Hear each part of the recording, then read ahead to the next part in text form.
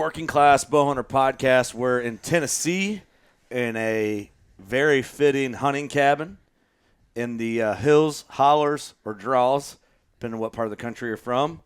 And Jacob Johnson's co-hosting. Yeah, howdy. So Jacob Here I am. hosts our firearm podcast called The Victory Drive. And Mr. JJ Lawhorn invited us down to his place, and you're here with us, obviously, and thankfully. Thanks for having us, brother. Hey, man. Glad to do this thing, man. We've been trying to make it work for a minute, and glad we could get it all orchestrated. Come on. Yeah, so we've That's been kind of going back and forth on the Instagram, and you got young kids, I have young kids, everybody's got a busy life, and it was like, how are we going to make this work? I'm like, dude, we're just going to come to you. And you're like, all right, man, well, I'm going to be at the cabin from this time to this time. I'm like, well, I think we're going to go. And with our crew, I'm like, hey, we're going to drive to Tennessee and podcast with JJ, who wants to go with? And Jacob's like, I'll go. And Jordan jumped on, and here we are. That's right, man. Y'all got some gumption, man. Y'all got some action in you. I like it.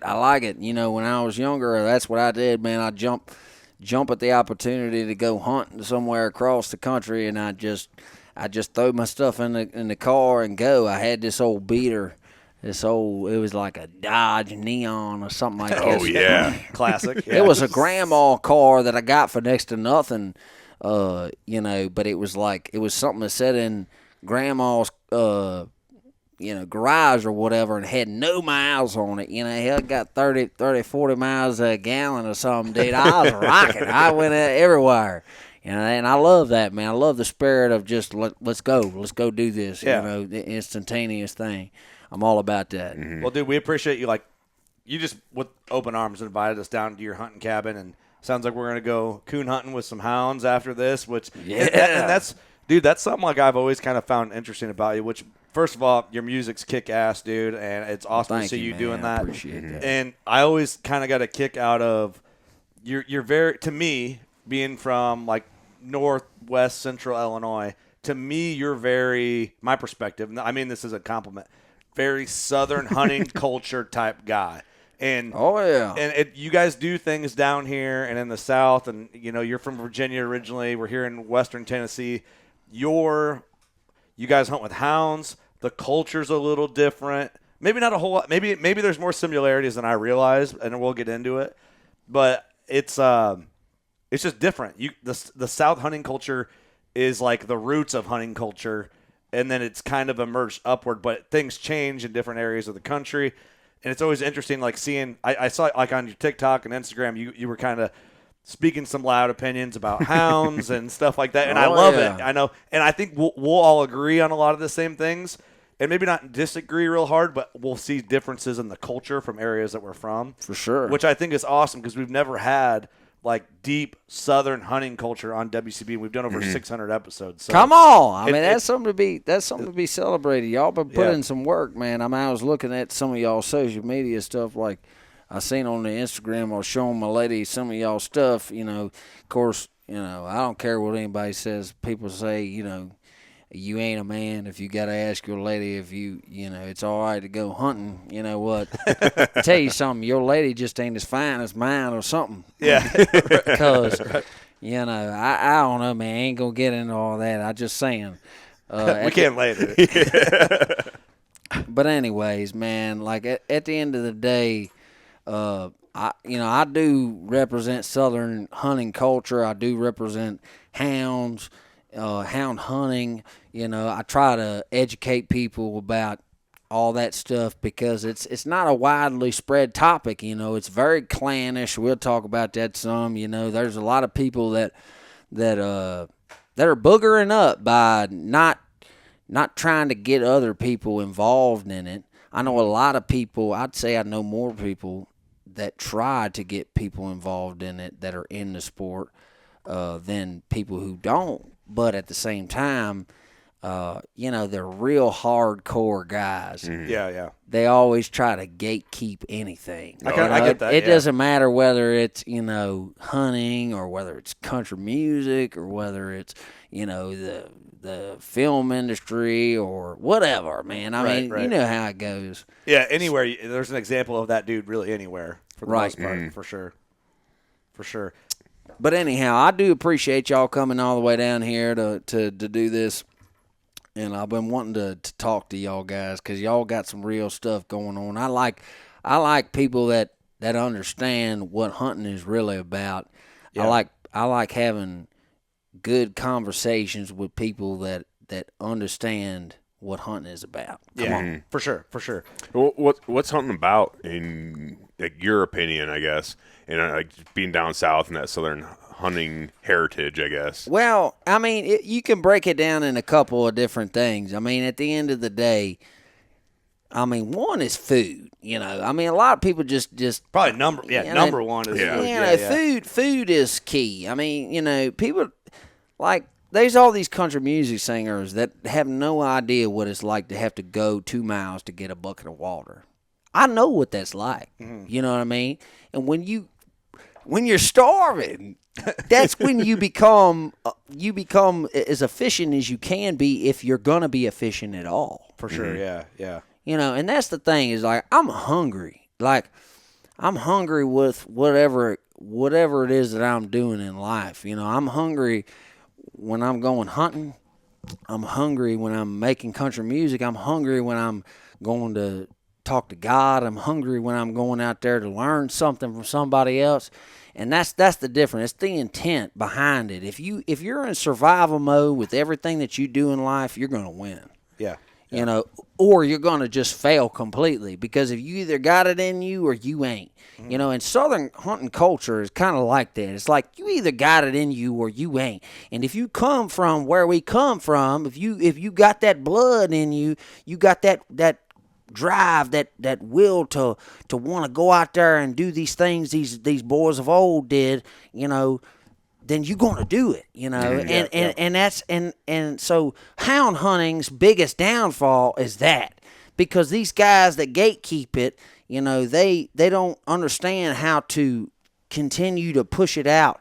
They will show up there on the lawn and keep the politicians at bay, but if they was really passionate about it, more so than just hearing the hounds burning it up and loving the hunt and this, that, and other. It's like if they was really, really, really loving it, then they would go out there and they would share it with people that have never had any exposure to it and explain to them just why it is so awesome. It's not just about food. It's about the relationship with nature. Mm-hmm. You got different segments. The first thing is the food. The second thing is the relationship with nature. So guys like George Washington, George Washington, he was the definition of a good old country boy. If you look, tell this all the time. If you look back at the different documentation that old boy had, I mean, you could tell how many foxes he caught on each different day. You could see, I ain't caught nothing today. I caught 5 today. we run some deer, this, that, and other. Dude, the guy had his documentation going on perfectly, and it just goes to show you, it's like, man, somebody took the time to write down all the different accounts, all the different things, because he was immersed in nature. It wasn't just about the chase. It wasn't just about the hunt. It wasn't just about the food. It was also, the most important thing was this relationship with nature. It was like, today we had this experience. Today we had this experience. Today we got some. Today we didn't get some. All the while, these guys, that were hardcore back in the day that first pioneered this area, they did have to get food, but they also loved to be out there amongst them. Mm-hmm. That's what I'm getting at. So it's food, but it's also going out there and being out there amongst them. They loved it so much. Guys like George Washington loved it so much to where they would sit there and they would document every day. It was significant enough. Exactly. Yeah. It's just like it's like this, man. I don't care who you are. You think you love hunting, but do you love hunting enough to sit there and document what you saw every single day? Do you document your shit? Oh, the podcast is our documentation. Sure, but I'm saying, when you go out there after every time you go hunting, do you write something down? I do. I have iPhone notes. Okay, well, see, all right, well, touche. There you go. Yeah. But that's what I'm saying is that a lot of people will not go through that rigorous process of documenting that stuff one way or another, whether it's in your phone or writing it down. I got something for you, JJ, that I think – so one of my good buddies, you get a kick out of him. He brought that up, the documentation of, like, our experience. And I always had, like, good intentions, like, get, like, a legit, like, waterproof leather-bound book. Oh, yeah. And, like, take the notes for my kids. And, who cares? But maybe someone would care. Right. My buddy had a really cool point, and I think it'd be cool, especially like some of the skull caps here on the table and in your cabin. Sure. My buddy goes, you know what would be cool? We all have these, like, my house is full of mounts, our studio's full of mounts. But when we're dead and gone, and our kids or grandkids go, oh, yeah, it was old Papa's mount, but we don't know anything about it. Right. He said write the story of each buck, put it in an envelope, and staple it to the back, and one day maybe nobody ever cares. But if someone gets curious, how cool would it be to have that? So that's what I was getting ready to say. So I said food, and then I said being out there amongst them, right? Because here's the thing. I don't give a shit what anybody says. Everybody wants to act like they want to just be the bird watcher. Because a lot of times I tell people, I say, I'm just bird watching. They're like, you're going hunting. I'm like, no, I'm just going bird watching. Because 9 times out of 10, when I go hunting, that's all I'm doing. Yeah. I'm bird watching, because a lot of times what I see ain't gonna be something that I want to kill. If I'm not starving, I don't have to go out there and kill this thing. That's what a lot of people don't understand about it. It's like if I'm hungry and I need it, then I will go take. I will take. You know what I'm saying? Per what I need. Yeah. But at the same time, dude, if I don't need, like, I just bird watch. You know what I mean? And then if for some reason God just bestows it upon me to let whatever come down the line, I'm gonna go. God gives you lemons, you make lemonade. You know what I'm saying? Right. That's how it works. Yeah. But for me, it's tradition. Is the third thing. So you asked me, to bring it all full circle so that it ain't just some drunken ramble. It's like you asked me what Southern hunting culture is about. Well, first and foremost, it's about food, because that's the thing. You can't do shit if you ain't got a brain that functions properly, and in order to have your brain function properly and to have your belly full, you got to eat. Okay, so food. And then it's being out there amongst them. Because that's the second thing. Being out there in nature, bird watching, whatever call it, being closer to God is what I would call it nowadays in my life. But being out there amongst them, nature, being in tune with that, then the third thing being tradition. For sure. Okay, honoring your ancestors. Okay, so what is Southern hunting culture about? It's about getting food, nature, being out there amongst them, enjoying that. God created it for us, and then also tradition and honoring your ancestors. Those are the 3 things that it's about, in my opinion. Yeah. And then the fourth thing, really, there should be a fourth thing, is passing it on. Yeah. That's a dude. Yeah. That might be, like you said, the biggest thing, especially with, like, houndsmen. You said there's, like, a lot of gatekeeping in that. And I don't have experience in that one way or another. I have an uncle that's real big into, like, coon hunting with dogs and whatever. Sure. Our buddy Trey in Wyoming, I hunted mountain lions with him with dogs, and that was cool. I've never seen dogs work until that mountain lion hunt. And it kind of was like, this is a different layer or a different it's a different side of hunting I hadn't experienced really before that full blown, That's right. That's right. And so it's, in Illinois and Iowa that I know of, guys aren't hunting deer with dogs. No. Right. And I know that's more of a southern sided thing than it is in the Midwest. That's right. So, and I think a lot of guys can get worked up on it, and I see the points there too. I love this right now, dude. Look at this. There's something to be learned. Look at there it is. Come on, dude. Come on, the man. So, but no. Can we cut that clip, Jordan? Can we cut that clip? There's a big difference, man, between Southern hunting culture and Northern hunting culture, and I got a lot of good friends from up north, man. That are great people, salt of the earth, and I just hold on, we're Yankees. Yeah, no. I'm not even gonna lie to you. I call you Yankees. You know what I'm saying? I call my buddies, my best friends, Yankees. I even gave one of them for his birthday a Yankee Doodle vinyl album from like the 19 whatever early 1900s or whatever, all these different Yankee songs and whatever. I don't know. I'm not too educated on that. Hey, man, Ted Nugent had damn Yankees. That's pretty cool. Yeah. But at the end of the day, it's like this. We got a lot of things in common, but you know, there's a lot in difference. So one of them, like you talking about hunting deer with dogs, you know, there's a huge. The first difference is obviously you're chasing deer with dogs. So right. You know, I mean, that's the first thing. Difference. That's the first thing. Big, so there's several different strategies about how to go about doing this. You know, it's not just like a lot of people think it's like, oh yeah, just turn the dogs out and the dogs run the deer right to you. Man, there's so much that goes into being a good deer dogger, if you will. Yeah.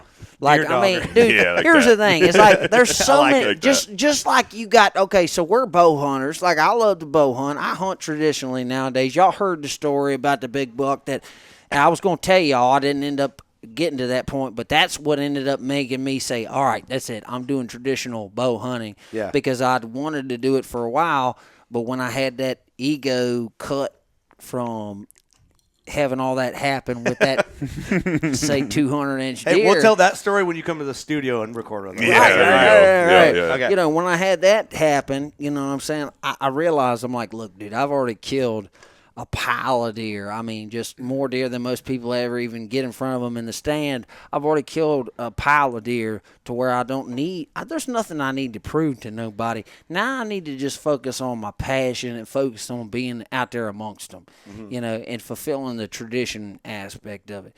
You know, I've ate so many deer. I mean, there was a time I lived off of deer. People don't realize, like, just like Bubba Gump, you know what I'm saying?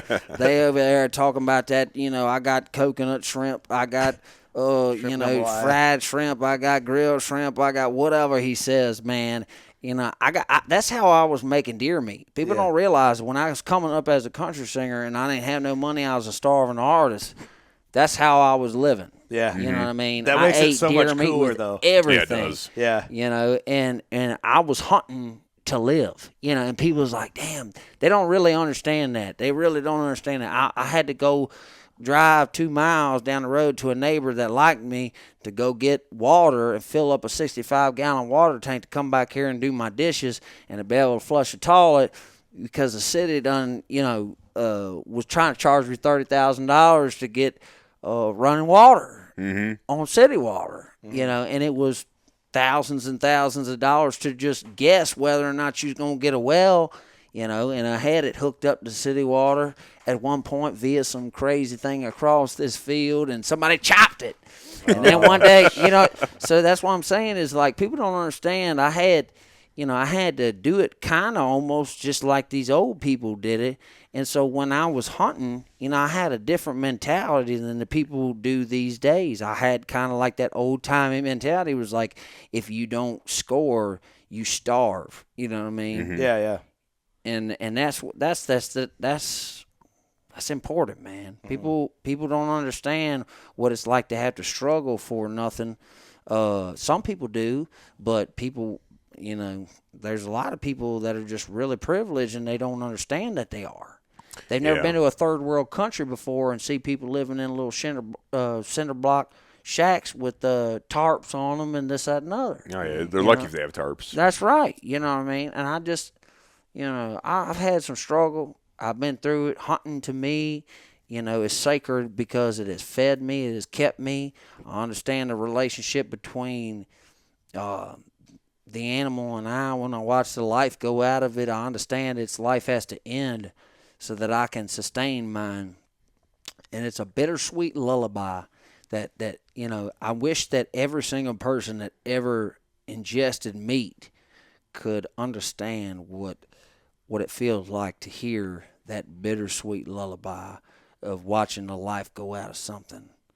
It's profound, man, and it's very, you know, it's just very, very hard to explain unless you see. Y'all boys know what I'm talking about, man. Yeah. You know, you can. And go back to this all the time. You can't. It won't stay on the grill if it's still alive. You know, you have to kill this thing.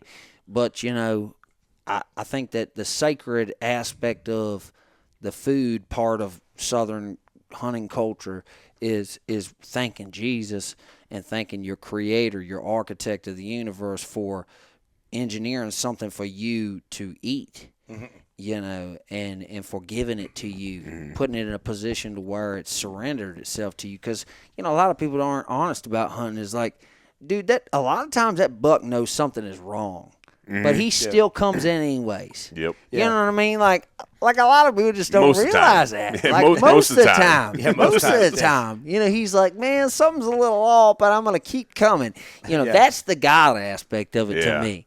I know a lot of, we was talking about earlier, there's a lot of outlaw deer hunters, and there's a lot of people that seemingly don't care as much about hunting that kill a lot of big deer. But man, like the people that really consistently kill big bucks and could go out any time or another and just smoke one, those people are more in tune with God, I believe, than anything else. They're more in tune with the appreciation, the gratitude aspect of things. And as a deer hunter and with dogs, that's the thing that gets me, is that the gratitude aspect. I'm thankful to have these dogs. I'm thankful to have the woods to go run around in. I'm thankful to be out here with my friends. I'm out here just carrying on the traditions of old. It's the gratitude about it, man, that does it for me. And the people that I know that are the best deer hunters, the best of the best, they are the ones that are more in tune and are more appreciative, and they are just stoked to be out there amongst Yeah. Well, it's kind of like we were, we bringing up God and stuff so many times. It's like that's one of the big differences where it's like, in the Bible it says that he created man in his image. It's like there's a reason why us, in my opinion, just Jake's opinion here, it's like there's a reason why we are so much different than any other animal in the animal kingdom. We're the only creatures on earth that sit there, and after we kill something, we sit there and give it appreciation. We thank God or whatever else, or even have any remote remorse of what we did. Right. Because we know we're taking a life. We know why we're doing it. But we're the only animals that do that. You watch a grizzly bear take down a moose or an elk or a deer. Yeah, there's kind of no remorse. Yeah, there's no remorse, or a pride of lions taking down. Nature's metal, but shredding, grinding it That's down. such a good point. It's I never really, that's like a good way to that's a good perspective of it. That's a good way to put it in perspective, I think, for some people. I think about that. But do more you frequently notice, than do you notice too? I like that you kind of brought that up. People that are like consistent killers, more calculated, a little more appreciative than the next guy, maybe. Everything else in their life too. Yes. Kind of. There's a pattern of the character. That's right. Like beyond hunting. Like if we ignore hunting, but take that same guy and look at everything else in their life besides hunting. Now it's hard to look at like my life, I think, without deer hunting, right? Because it's so intertwined. It's so intertwined. Right. But if you could separate it, you would probably. For my example, because I'm live it. I couldn't be like, oh yeah, I see you do this, Kurt. But like, you are put together. You're a great father. You're great to your wife. You have a good job. You care about things. Like, it's a pattern. Thanks, man. You're passionate about your music. You're successful in your music. You have a family. You care about your family. Like, first thing we talked about before hunting, family got brought up in our conversations. That's a consistent pattern of someone who is – it just makes sense that you're a good hunter and you're passionate about it to me. Right. And I think, too, like Nick Munt from Bone Collector made this good example. He told his kids, if something ever goes down in public – and I can't be around or something happens, find a guy in a camouflage hat. Yeah. And for some reason I'm like, okay, that's my kids are getting a little, my daughter's getting old enough. Like, if something happens and we get split up and we're in public, what type of person would I want her to be like? That's probably a good guy. Most cases, probably a guy in a camouflage hat. Yeah. That's right, man. That's actually really gangster. I didn't know Nick Munt said that. Shout out to Nick Munt. That's awesome, That's right? Come on, Nick Munt. You got some gangster in you. All right. But you know what I mean? Like, you think All about it, right, like, Nick Munt. Come on. those qualities that, like, people that are like that that into shit. hunting, they're generally good people because they're just deeper individuals than – like, they have a concept of humanity that most people don't understand. They understand what it's like to take a life to keep theirs. Yeah. And to have that sacrificial kind of thing, I mean, like, it ties into what we was talking about with the Bible and stuff. It's like people don't realize the Old Testament and the Bible, it was gangster. You know what I'm saying? Like David was over here smacking stones, end up embedding them 5 inches into somebody's forehead, and then taking their sword and cutting the head off with it. You know what I mean? Things was gangster. You know what I mean? People don't understand.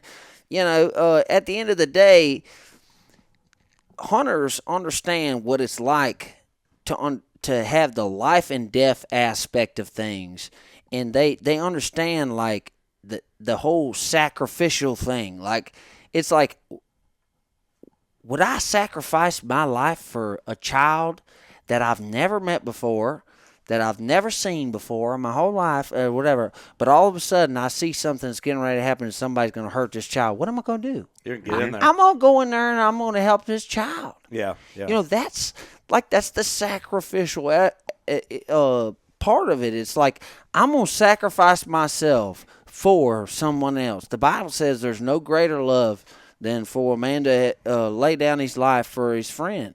You know what I'm saying? That's the same thing, man. Whether it's children, whether it's another person you've never met before, whether it's your friend, whether it's family. It's like us hunters. If you're a good hunter and you do it ethically, you're salt of the earth kind of a person. Yeah. You know what I'm saying? You would jump in front of a bullet for that, to save that kid. But you know what's crazy too? And the other thing, like, the general public has painted us, Disney has painted us to be the Elmer Fudd idiot, slow, dumbass, kill everything, redneck white trash. Yeah, but you know, they're launching them NASA rockets and stuff out of Alabama. Right. You know what I mean? Got the hunt. They got you know what I'm saying? Yeah, rednecks lit the rocket. Hold on. Well, dude, sip on it. All right, so we got the hunting culture. I want to talk about you. So, like I said, to revamp, just to land the plane, like I said, it is. What is Southern hunting culture? To me, it's about the food. You know, it's about being out there amongst them, and it's about, you know, honoring your ancestors. It's the tradition. And then number 4. Yeah. And passing it on. Passing it on. I like that. That's good. I do that's like a good. that. That's right. There's 4 of them. That's right. Some good four things to live by. 4-step plan right there. 4-step plan. The passing on thing I do really like. 'Cause that's one thing we have to. We're all trying to do with our kids and stuff too. Yeah. But we also need to go outside of our own kids and try to bring. For sure. You know, our kids are first because they're so direct to they're us. right there. They're right there. You know. Like, that's right. Hey, you know what? That's a good thing to talk about, though, is because, you know, a lot of people don't realize. Get your buddies that don't hunt. Get their kids involved in this thing. Yeah. A lot of times they don't realize that they can end up getting the daddy involved too, your buddy that you want to go hunting with you anyways. Right. You can get him involved by the kid wanting to get excited about it. Like, I got a friend of mine who'd probably like to be going coon hunting with us tonight. I thought about even inviting him, you know what I'm saying? Because he's got this young kid who's just ate up with it, even more so than he is, you know.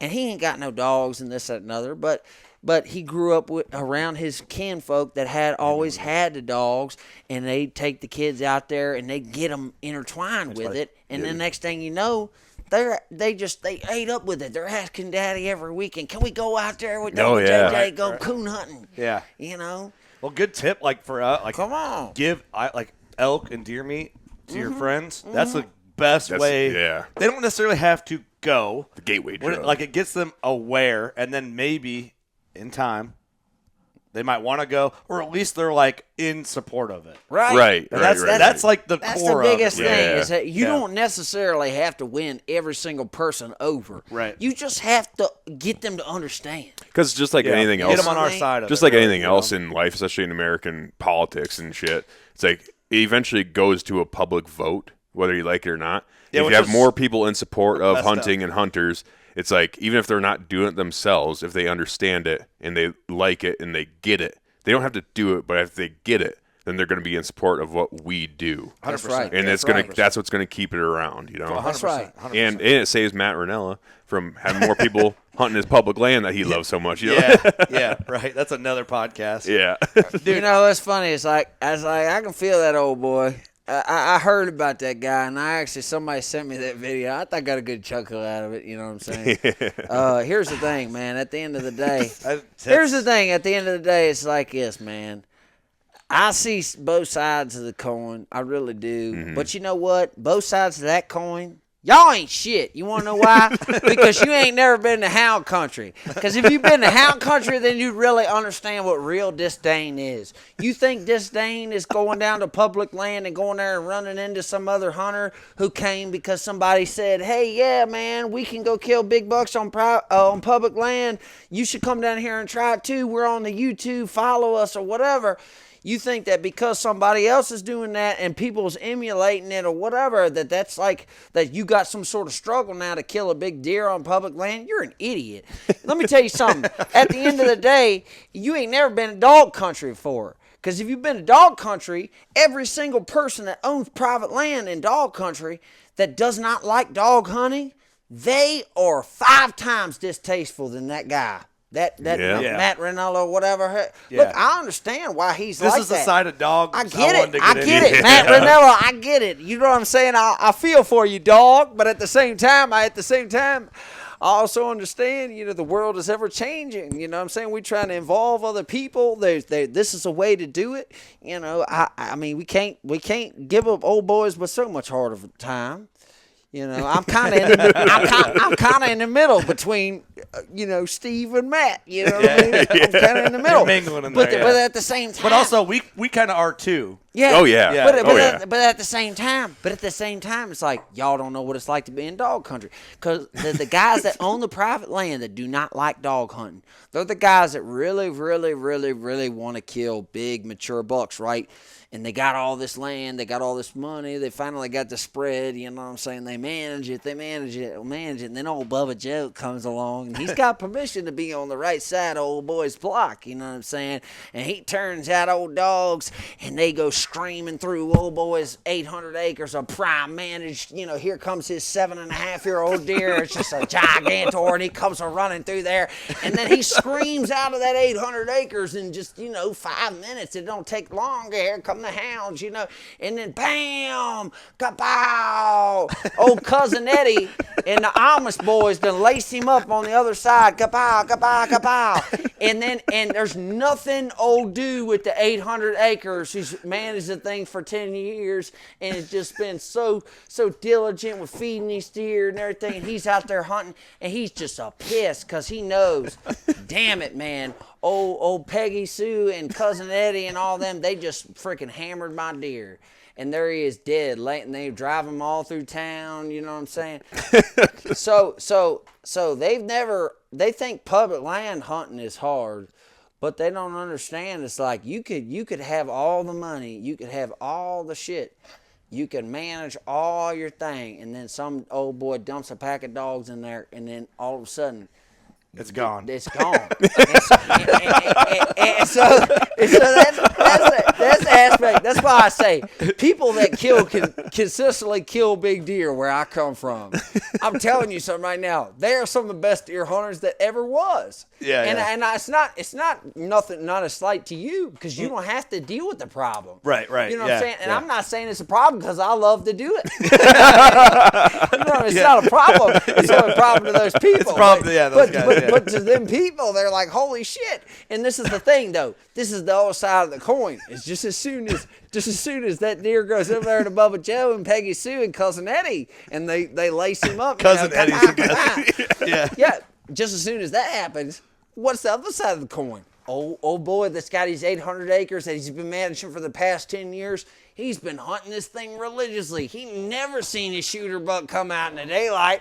He's got 1,000, 20,000 pictures of the sumbitch, and he's just never seen it come out in the daylight. But guess what happens? Bubba Joe turns his pack out on the edge of the property there, and it goes bam, bam, bam. Oh, they hit up, and he runs down there through there. Kapow!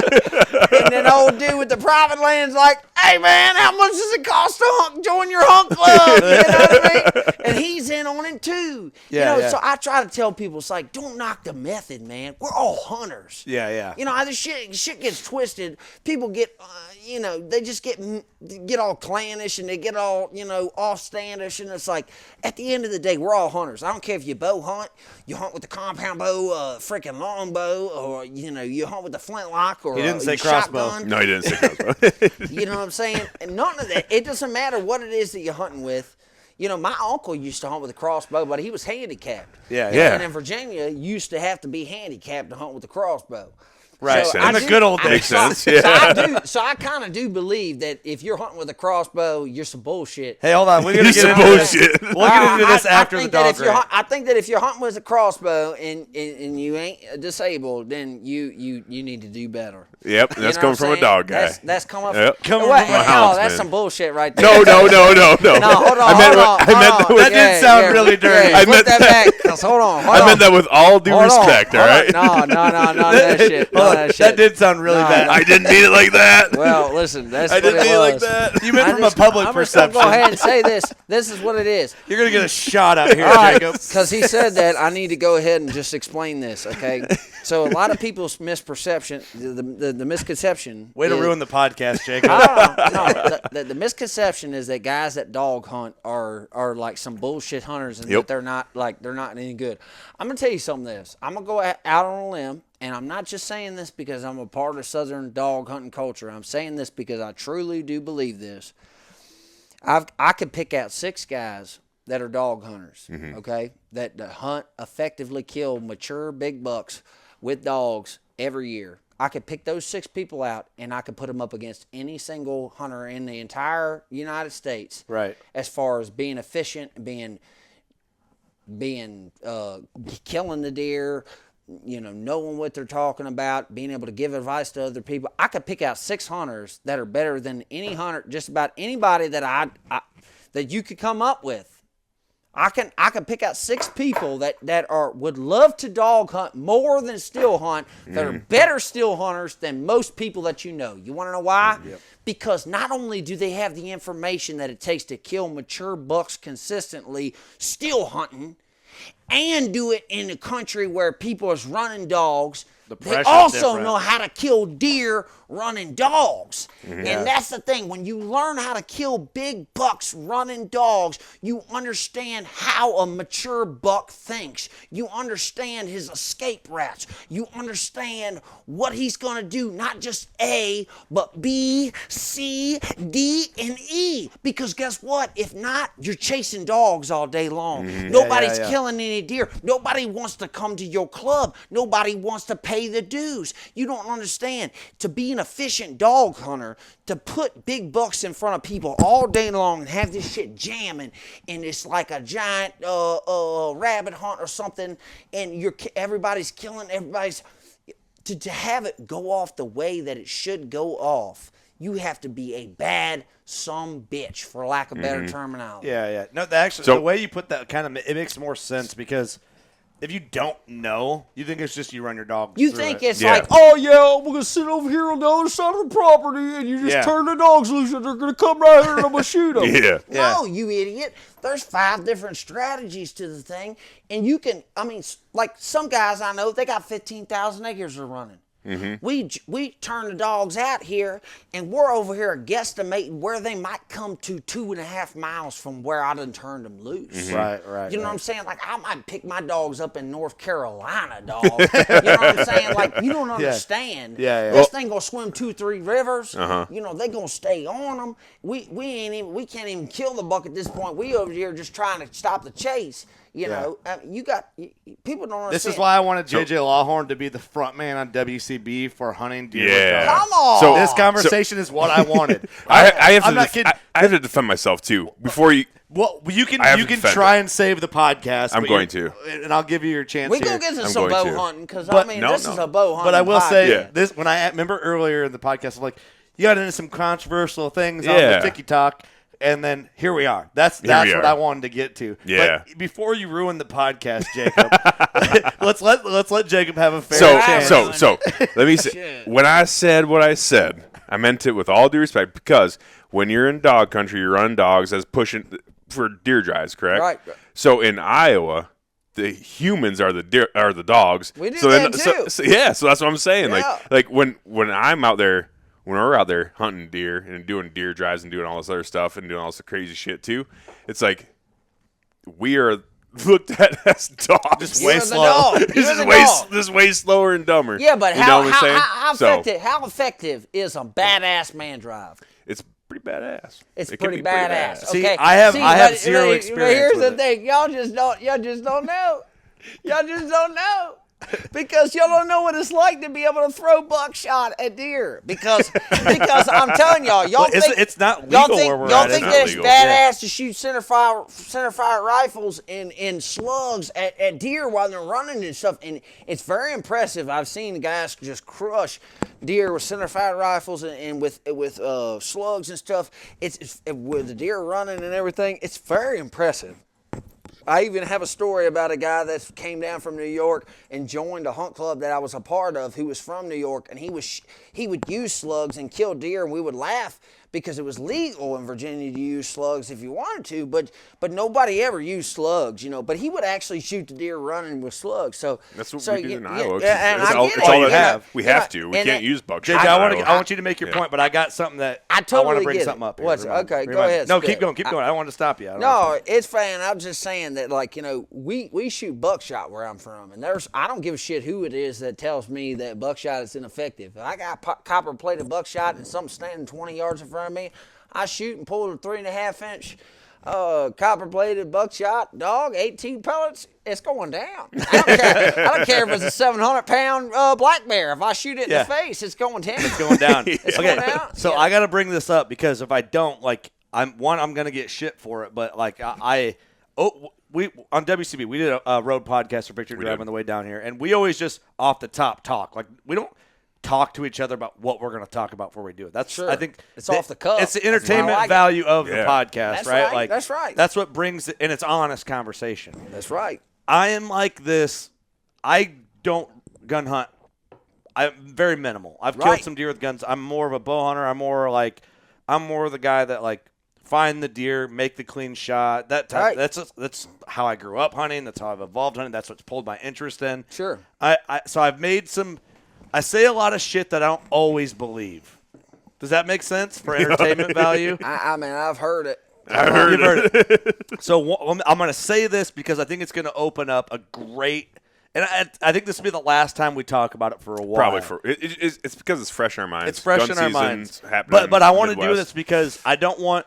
JJ is very passionate, and I don't want to shy from this conversation. And I'm going to say Right. some stuff I know you're not going to agree with. Go ahead, But I don't spit it. fully agree with them either. All right, come on. I haven't loved the deer drive idea lately, especially in Illinois and Iowa, mostly because but also the buckshot conversation needs to be brought up in this because we don't have buckshot. Yeah, right. And a lot of deer get wounded. A lot of guys that are also, too, this is another thing to bring up because you might not know this because you're from the South and you are Southern hunting culture. In Illinois, we have 2 weekends a year. So you get a lot of guys that if they just hunt firearm, they hunt 8 days a year total. Right. No, I get it. Versus the guys that hunt almost 3 months solid. Sure. So you get a lot of guys that don't have hunting experience or shooting experience that are shooting at deer running full speed on a deer drive with humans. Yeah, right. So make that case. And my case is, to me, it seems kind of unethical for people who don't have that much experience. Now, I get the hunting culture thing. It's getting families together.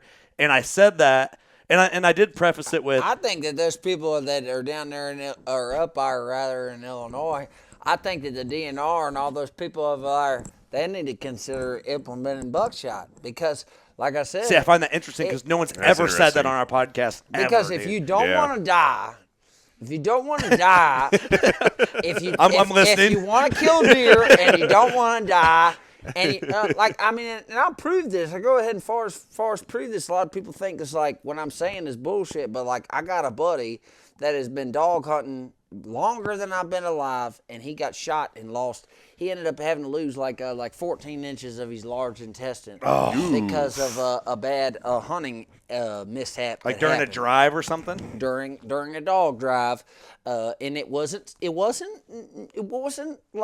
situational because of the dogs or it was because of somebody's ignorance. Yeah. You know, Which is usually what it is. which is usually what it is. A lot of people think it's you're putting yourself in these situational things that are just going to yield you to getting shot. But it's not like that. It's a lot of times it's somebody's negligence. One person can be Absolutely. a bad apple. But anyways, I've seen people, get boogered up because of different things. But here's the thing: at the end of the day, you got to use the right tools for the job. Mm-hmm. And if you're trying to do man drives and things like this, buckshot is a whole lot safer than it is to shoot slugs. And probably a touch easier to kill a deer, right? So it's easier to kill a deer with buckshot than a slug. Do I agree with? Probably. I mean, there's more wound channels. If the deer is standing 25 yards away and I shoot it with 3.5-inch buckshot, it's dropping. I don't give a shit what it is. I don't care who you are. I don't care if you're 8 feet tall, 800-pound black bear. I'll shoot you in the face with a 3.5-inch double-aught buck, and you're dropping like a sack of bricks. Okay, so for the argument for Illinois DNR to say that that's ineffective, when I came to Illinois, JJ, pull your mic just up a touch. When I came to Illinois to go bow hunting for the first time, okay, they said I opened my bow case and somewhere in southern Illinois, opened my bow case, and this guy said, no, get back, get rid of this buckshot. You got buckshot. I said, what are you talking about? I said, buckshot, this is what we use in Virginia. He said, no. He said, you have a hard time convincing somebody you got that for shooting coyotes. He said, if you over here hunting deer with a bow and arrow and you got buckshot in your bow case, you're in bad news. You're gonna get locked up, And that was my first exposure to hunting in Illinois. Welcome to Yankee country, JJ. I never heard of dude? I never heard of nothing like that. You know what I'm saying? Like, buckshot, here's the thing. I'm going to just go ahead and give you the expedition. It's like, I love bow hunting. I started before I was able to go hunt dogs. This is the true story. Before I was able to go hunt deer or dogs with the shotgun and this, that, and other, when I wanted to go hunting and I expressed to my daddy, hey, I want to go out here and do this. He said, all right, you want to do that? Well, when you kill a deer with the bow and arrow, then you can go out there and I'll let you take a gun by yourself. And you got to understand also, to put it in perspective, my dad was born in 1950, all right? I was born in 1993, which is not that long ago. Jordan, what year were you born? 2003. That's crazy. Golly. So, 91 when I'm saying I was born in 1993, my daddy was born in 1950. Mm-hmm. So you got to think, like, when I was growing up, everybody I was growing up with was their grandparents was younger than my daddy. Right. So I got this old school raising where my daddy got shot at when he was 15, 16 years old hunting with his daddy. And some 14-year-old kid wandered out of the stand and started walking around the woods, and then saw something, bushes moving, and my granddaddy saw some blue in a barrel glistening in the sunlight and heard something, and he jumped on top of my daddy, and this little 14-year-old kid sat there and crushed every sapling over their head. You know what I'm saying? And so shooting's what they call it. Of course, the kid the old boy got a lashing, and I'm sure his daddy got evicted from the hunt club or whatever. But my daddy never had no desire to go hunting after that again. He said he killed like 2 does or something like this. Never even killed a buck or nothing like this. But my daddy's daddy fought in World War II and pulled gold teeth out of people's heads after he killed them. Mm-hmm. And so a lot of people don't realize is like you get one side of the line that is all about the action and has necessity to do what they have to do, which was my grandfather. And then my daddy, he killed a couple deer, but he also almost got level with buckshot by a 14-year-old kid, and he realized, I don't think I want to go hunting no more. Yeah. But Which then his kid, is like, I want to go hunting. Yeah. And he's like, I ain't against hunting. I'll drop you off wherever you want to go. Yeah. Keep the stand between you and the ground and call me if you kill a deer. Yeah, right. You know what I mean? Yeah. So I grew up with this old-timey way of raising, I grew up hunting I would try to skip school, be sick, like, and I'll be over there watching the school bus go by and stop and say, "Oh yeah, JJ 8:30 today," and then keep going by, and I'm over there in the woods waiting for old Boone and Crockett, yeah, with the bow and arrow, yeah. Because my daddy wouldn't let me home with a gun till I didn't kill one. But that's cool. Awesome. And so that was what I had happened. And I tell you the truth, this is something for your podcast here, man.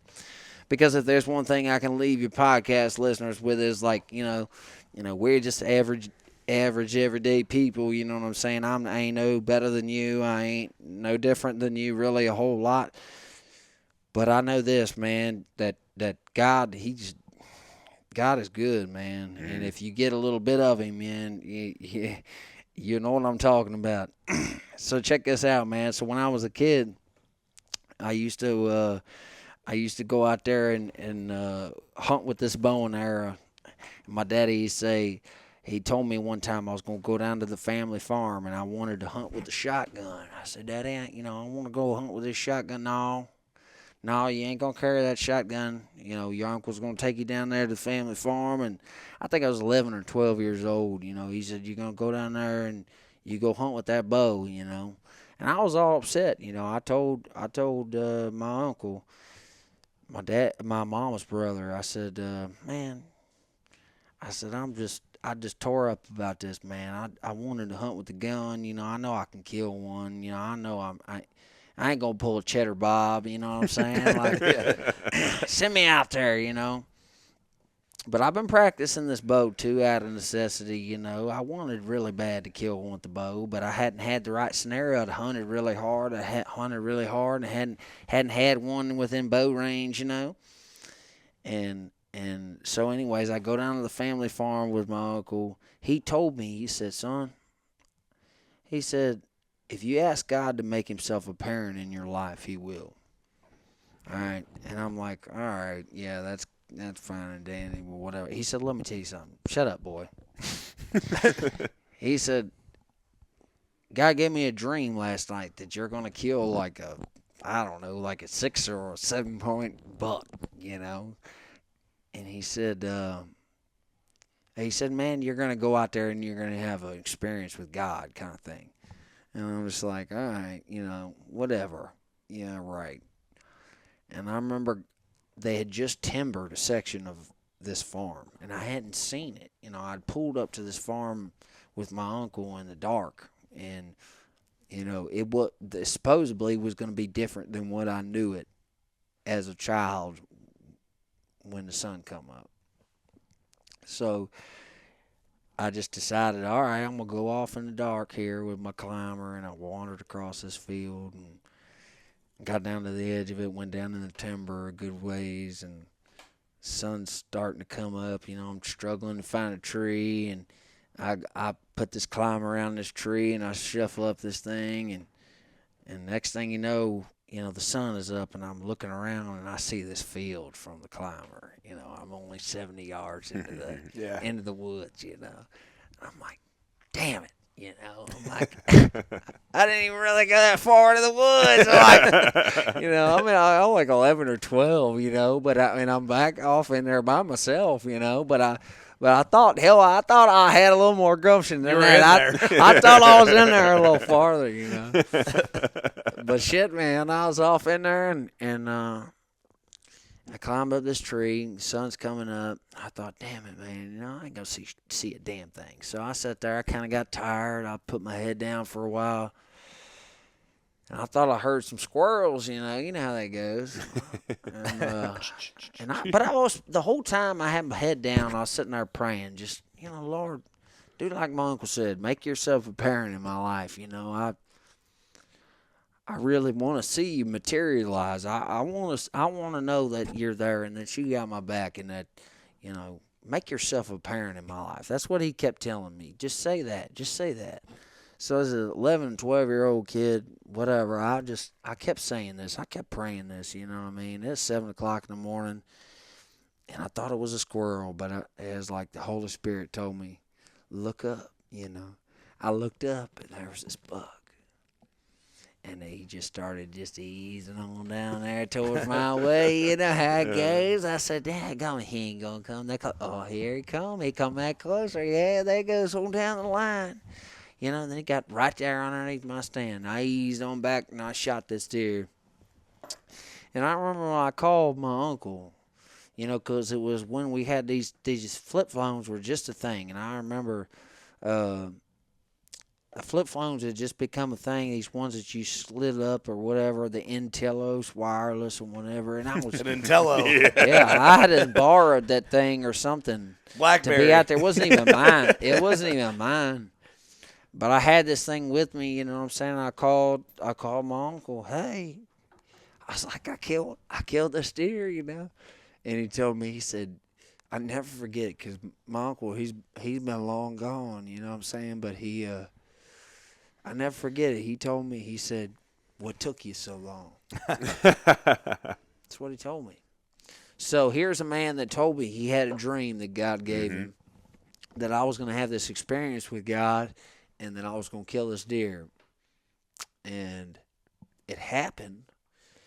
And I was like, man, this was my first real experience with God. I was like, man, when I called my uncle, what does he say? He says, what took you so long? You know, it was some powerful stuff, man. You know, and you know what the craziest part was? We tracked this deer like 3/4 of a mile, almost a mile through the cutover. I mean, through short pines where you just get eat up by briars. I'm talking about if you had a backpack, it'd unzip every freaking zipper on this thing, rip your ears all to pieces. And but yeah, man, it's like those memories that you have of, you know, your first instances of hunting and what it means to you and those things that you're grounded upon. And, you know, that stuff right there, that's what sets you up for a lifetime, you know. Yeah. And that's what I want to expose young people to. You know, I try to take young people hunting anytime the good Lord inspires me, you know, and says, yeah, go ahead and do this. I go out and take these young kids. I ask their parents, hey, you know, would they, yeah, go ahead, take them. Come on, we'll come too. Yeah, let's go. You know, and man, to see kids' eyes shine bright, that is just the greatest reward, in my opinion. You know, and George Washington, he was documenting this stuff. He was celebrating this stuff, you know, and George Washington was a great American. You know, there's some people today that will say, well, he was a racist or he had slaves or this, that, and other or whatever. You're an idiot. All right? George Washington was a great American. He loved the Lord. He loved all people. You know what I'm saying? A lot of people have a misconception about the South. They think the South is like racism is bad and whatever. But I'm going to tell you something. Robert E. Lee, he taught little black children how to read and write in a time where it really was illegal. You know what I'm saying? A lot of people have misconceptions about the South, but the people that were there, the people that represented it, they were God-fearing people. You know, we were y'all's cousins. You know what I'm saying? And unfortunately, we'd let people that were greedy convince us to fight each other. You know, it wasn't about per se. That's all anything that happens nowadays. You know greedy what I'm people saying? letting other people That's fight right. for them. That's you know? right. That's right. Exactly. And so at the end of the day, it's like this. Today we have a very divided world. You know, we all need some more Jesus. We all need some more loving each other. We all need some more, hey, let's be a little less hardcore and let's be a little less forgiving to the next man next door. You know what I'm saying? Let's JJ, if you don't mind, man, I want to make a couple points, man, because I feel like and then I got a transition I want to make here because I want to talk about you as a person here too. Come on. You brought up, I mean, I'm so thankful you brought us in here, dude. I can tell you're a sentimental guy from just what little time I spent with you in person, like especially like when it comes to I know I can tell you love your family, and you love kids, and you care about hunting. I can tell you love Jesus, you love God, you love your faith. And for me, with hunting, I guess I just being straight up. For me, I haven't had a lot of like faith in my life. Sure. But that's fine. I feel, it'll come. But But I'm going to get to a transition, though. My dad passed away a couple years ago. Sure. And my dad was my best friend. My dad's who got me into hunting. We shared hunting. And I have seen faith now more than ever. Maybe it took that like hard turning point. That's right. And I'm not a catalyst. I'm not to the point where I'm going to be like, hey, look, here's like what I'm going through, like with that. But I'll tell you that I've had like this transition in my mindset. And I think it's hunting and losing my dad and feeling the presence of my dad and maybe God. Mm-hmm. But I don't know. And I think I'm evolving into that and in a positive. Mm-hmm. And like, dude, I've had like spots that I hunted my ass off this year, man. And I feel like kind of since my dad passed, me personally, I've kind of been like, I almost cooked emotionally to a point. You know what I mean? I feel like when my dad passed, I was so fried just emotionally. That's right. And I had to sit this fall. I sat all day. I got in the stand. I don't know what it was. This is weird. I told a couple guys at the studio this, like close circle friends. When the sun came up, I just like thought about my dad and just like started crying, like in the stand. Mm-hmm. That's right. And I'm like, I felt it. Mm-hmm. And I think it was like, I don't know. Maybe my dad talking to me. Maybe my dad talking to me through God. Maybe being out there with them, kind of like what you were saying. Number two. Mm-hmm. Amongst them. Number 2 of the 4. I don't know what it was, but I just know that like maybe my spiritual connection to whatever, my spiritual connection to whatever, God, being able to speak to my dad directly through feeling is hunting. Mm-hmm. Right.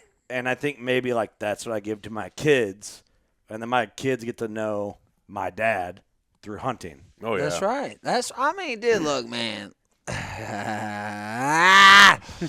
Say something, man. But that all ties back in, I think, to what you're getting at. Yeah, it ties in what I'm getting at. Yeah, it ties in what I'm getting at. I hadn't said anything the whole time you've been talking about it. I figured I'd give you that. Yeah. While we're on record, you know what I'm saying? Like, whatever that is will Here's make the thing. sense one day. There's an old saying. It's like coincidence is God's way of remaining anonymous.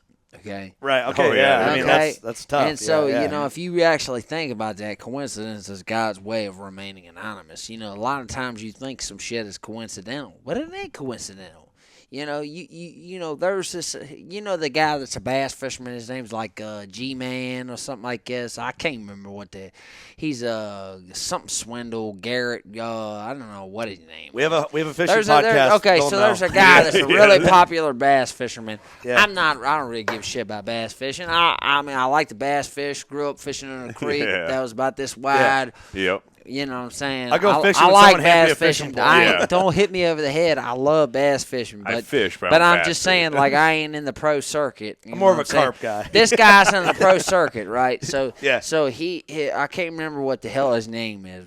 But, dude, I saw this video the other day, and it made me want to cry, man. And it just reminds me of what you was talking about. He said, people ask me, why I drive 12 hours to come down here to this property in search of the smell of a rusty old gate. And he sat there and explained to people why, how he had this personal loss and somebody died and this, that, and other, and how he used to come down to this property, and when it was real cold outside, and him and his brother would come down there to go hunting and this, that, and other, he could.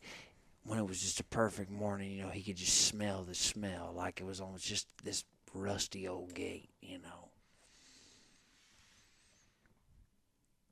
And he said, people's like, why do I come drive down here and drive 12 hours to try to find this memory, this scent memory, basically. Uh-huh. You know what I mean? And it's crazy. It's like, man, it makes me want to cry because, like, I lost my brother years ago, and I wrote this song called Magnolias Blooming. And we had my great-grandparents' yard out there in the middle of BFE nowhere, man. There was these big magnolia trees, and I remember as a kid smelling the smell of these big magnolia trees. And after my brother passed away, sometimes it's hard to try and relive these experiences you have with these people that you love. You try to think back of all the good times and stuff, and it's like you have memory block. Mm-hmm. Yeah, for sure. But all of a sudden, you have something like a memory from seeing something or from smelling something, and then all of a sudden, bam, just like that, you remember all the things that you forgot. Mm-hmm. So I wrote this song about smelling this old magnolia tree and just thinking about all the memories that I had with my brother when I was a child. And that's a lot like that. What that guy was talking about, that bass fisherman. He's talking about driving 12 hours to come down there and to just try to pull up to this old gate and jump out of the truck and smell this old smell. Yeah, dude. That's like relive that old memory and just stoke it. Just hit that match in your mind where you're all of a sudden you're like, yeah. Dude, you know what's crazy, dude? I know today's going to be a good day. Yeah. You're talking about that. Like I killed a buck. I was hunting really hard. And I was like to the point I was telling guys on the podcast, I'm like, dude, the property I went to was a long way away from where I lived. And like every morning I'd get up, kiss the kids, make the drive, get out, open the gate, pull through, shut the gate, get out, pack all my stuff, hike in, hang my stand, climb in the stand, get down, and then do it day in and day after. That's right. Days after day. And I'm like, once I killed the deer, I was like, once I had killed the deer, then I could say, man, I was really getting tired of making that drive and going down there. And but if I wouldn't have killed the deer, I would have kept driving down there and making the drive. Yeah. Right. Open the gate. And I wouldn't have really known that I was tired of going down there, making the drive. But I think part of it is it's like my dad and I would drive down to the property, open the gate, right, go in.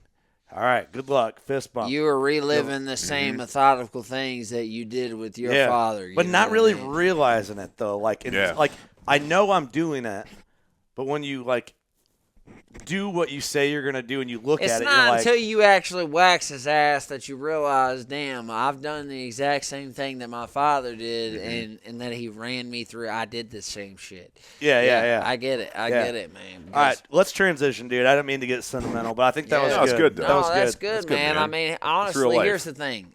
When it comes to country music, I don't give a shit what anybody says. My favorite people in country music were the people that were authentic. The people that I felt like I could identify with when I was coming up, that lived like I did, that understood the struggle, Yeah. For sure. So at the end of the day, it's like this, man. I feel like guys nowadays don't understand. You gotta live the shit before you can talk about it. Mm-hmm. For sure. You know, there's a lot of people trying to talk about the shit, but they don't know about it. They never had the experiences with Daddy taking them to the place, going down there and teaching you and this, that, and other. They never had the rusty gate experience. Everybody wants to romanticize that shit, but it takes somebody to do that, and that's why I'm so passionate about moving it forward, is because, there was somebody who took me down to some old rusty gate. Yeah. Took me down there to some old farm and said, this is how you should. Dude, I got to put a gate on my farm. Yeah, no shit, right? You know what I'm saying, though, man? Yeah, At for the sure. end of the day, it Sure. takes people that are passionate about this way of life to push it forward. Yeah. And you can say whatever you want to say. You can say it doesn't, you're not a good hunter if you use dogs. You can say, blah, blah, blah, blah, blah. But at the end of the day, if you ain't trying as a hunter to move the shit forward to another generation, you ain't doing it. Yeah. And you ought not be hunting, in my opinion. I think. Yeah. I think that's like one of the number one things about like the internet and people and everyone having their own opinion and having it amplified on the internet. It's like you're taking a very small snippet of people. Right. And you're watching what they're doing, and you're analyzing what they're doing, and you're looking at them, and you're saying, like, that's not how I do it, so I don't like it, kind of thing. That's right. But what you're not understanding is, like you were saying, you're not understanding what their group is getting to when they're going back to camp and talking about what happened the day prior and what's going to happen the next day, and like the planning that goes into it, and the kids, like putting your kids down to bed and be like, all right, hey, you know what, tomorrow's the day, here we go, we're going to go through, we're going to, the excitement that you get as a kid when you're getting ready to go on a deer drive stuff, especially, it's like, hey, you know what? Tomorrow's a new day. We're gonna hit this new piece. We're gonna go through it. We're gonna do this thing, and I'm gonna have you posted up over here on this escape route. I'm glad kind you of said deal, that, and we're gonna be pushing through it. And you're sitting there as a kid with your 12 gauge shotgun or whatever you're using at the time. And you're like just old enough to be able to pull the trigger and do what you need to do in a safe manner. And it's like, your dad's walking through with a couple of his buddies going through, and then you see the deer run out. You're like, Now's the time to shine. You let her rip a couple times, and say you drop a deer. It's like, oh my gosh! And having your dad come up with his buddies or whoever else come up, like, hey, great job! Oh my gosh, this is great! We just killed a big old buck or whatever it is. It's like that kind of stuff. Like you're not seeing. All you're seeing is a bunch of dumbass people in orange walking through a piece of timber, pushing out deer and shooting them while they're running. It's like you're not seeing everything that goes behind the scenes unless you're doing it. Man, do you know like how many people talk about how like hunting? Okay, or excuse me. How many people talk about football? Okay. Yeah. So they talk about football and like how your kids being in a high school football program is going to help them become leaders for like next, future generations, society, You're gonna be like, hey, this is CEO how or something. Yeah. This is how your kids gain leadership skills right here. I'm gonna tell you something right now. If your kids go out there and join the hunt club and learn how to do long range hunting, they gonna be a little more successful than somebody that learns leadership skills from football. And I truly do believe it because I did both of them. Yeah. I'm not saying that I'm super, whatever. Well, with hunting, you're forced to make decisions you can't bounce off anybody. But what I'm saying is that you have a critical way of thinking. It's like, in football, if you go over there and you got to go ahead and make a crazy tackle and this, that, and another, what's the worst thing that happens? You break your leg bone or your thigh bone or this, that, and another. You know what I mean? If you pull the trigger, though, when you're going hunting and you pull in the wrong place, you done killed somebody's kids and this, that, and another. Yeah, it's heavy. You know what I mean? It's heavy. There's consequences greater. There's a different consequential weight that comes along with that. And I'm not saying that it's not a positive thing to have your kids in football. I'm not saying it's a positive. I benefited from playing football, and I hated it. I only joined playing football because I broke my thigh bone in half, and I wanted to run faster than the linebackers. You know what I mean? And I ended up doing that, and then they were like, well, damn, you done hung in there like a booger and buttermilk as long as we thought you would, and longer, so you might as well just go ahead and play the rest of the season with us.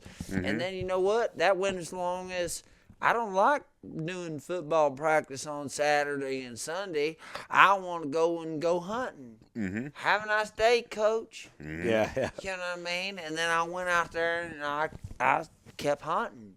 And I stopped playing football.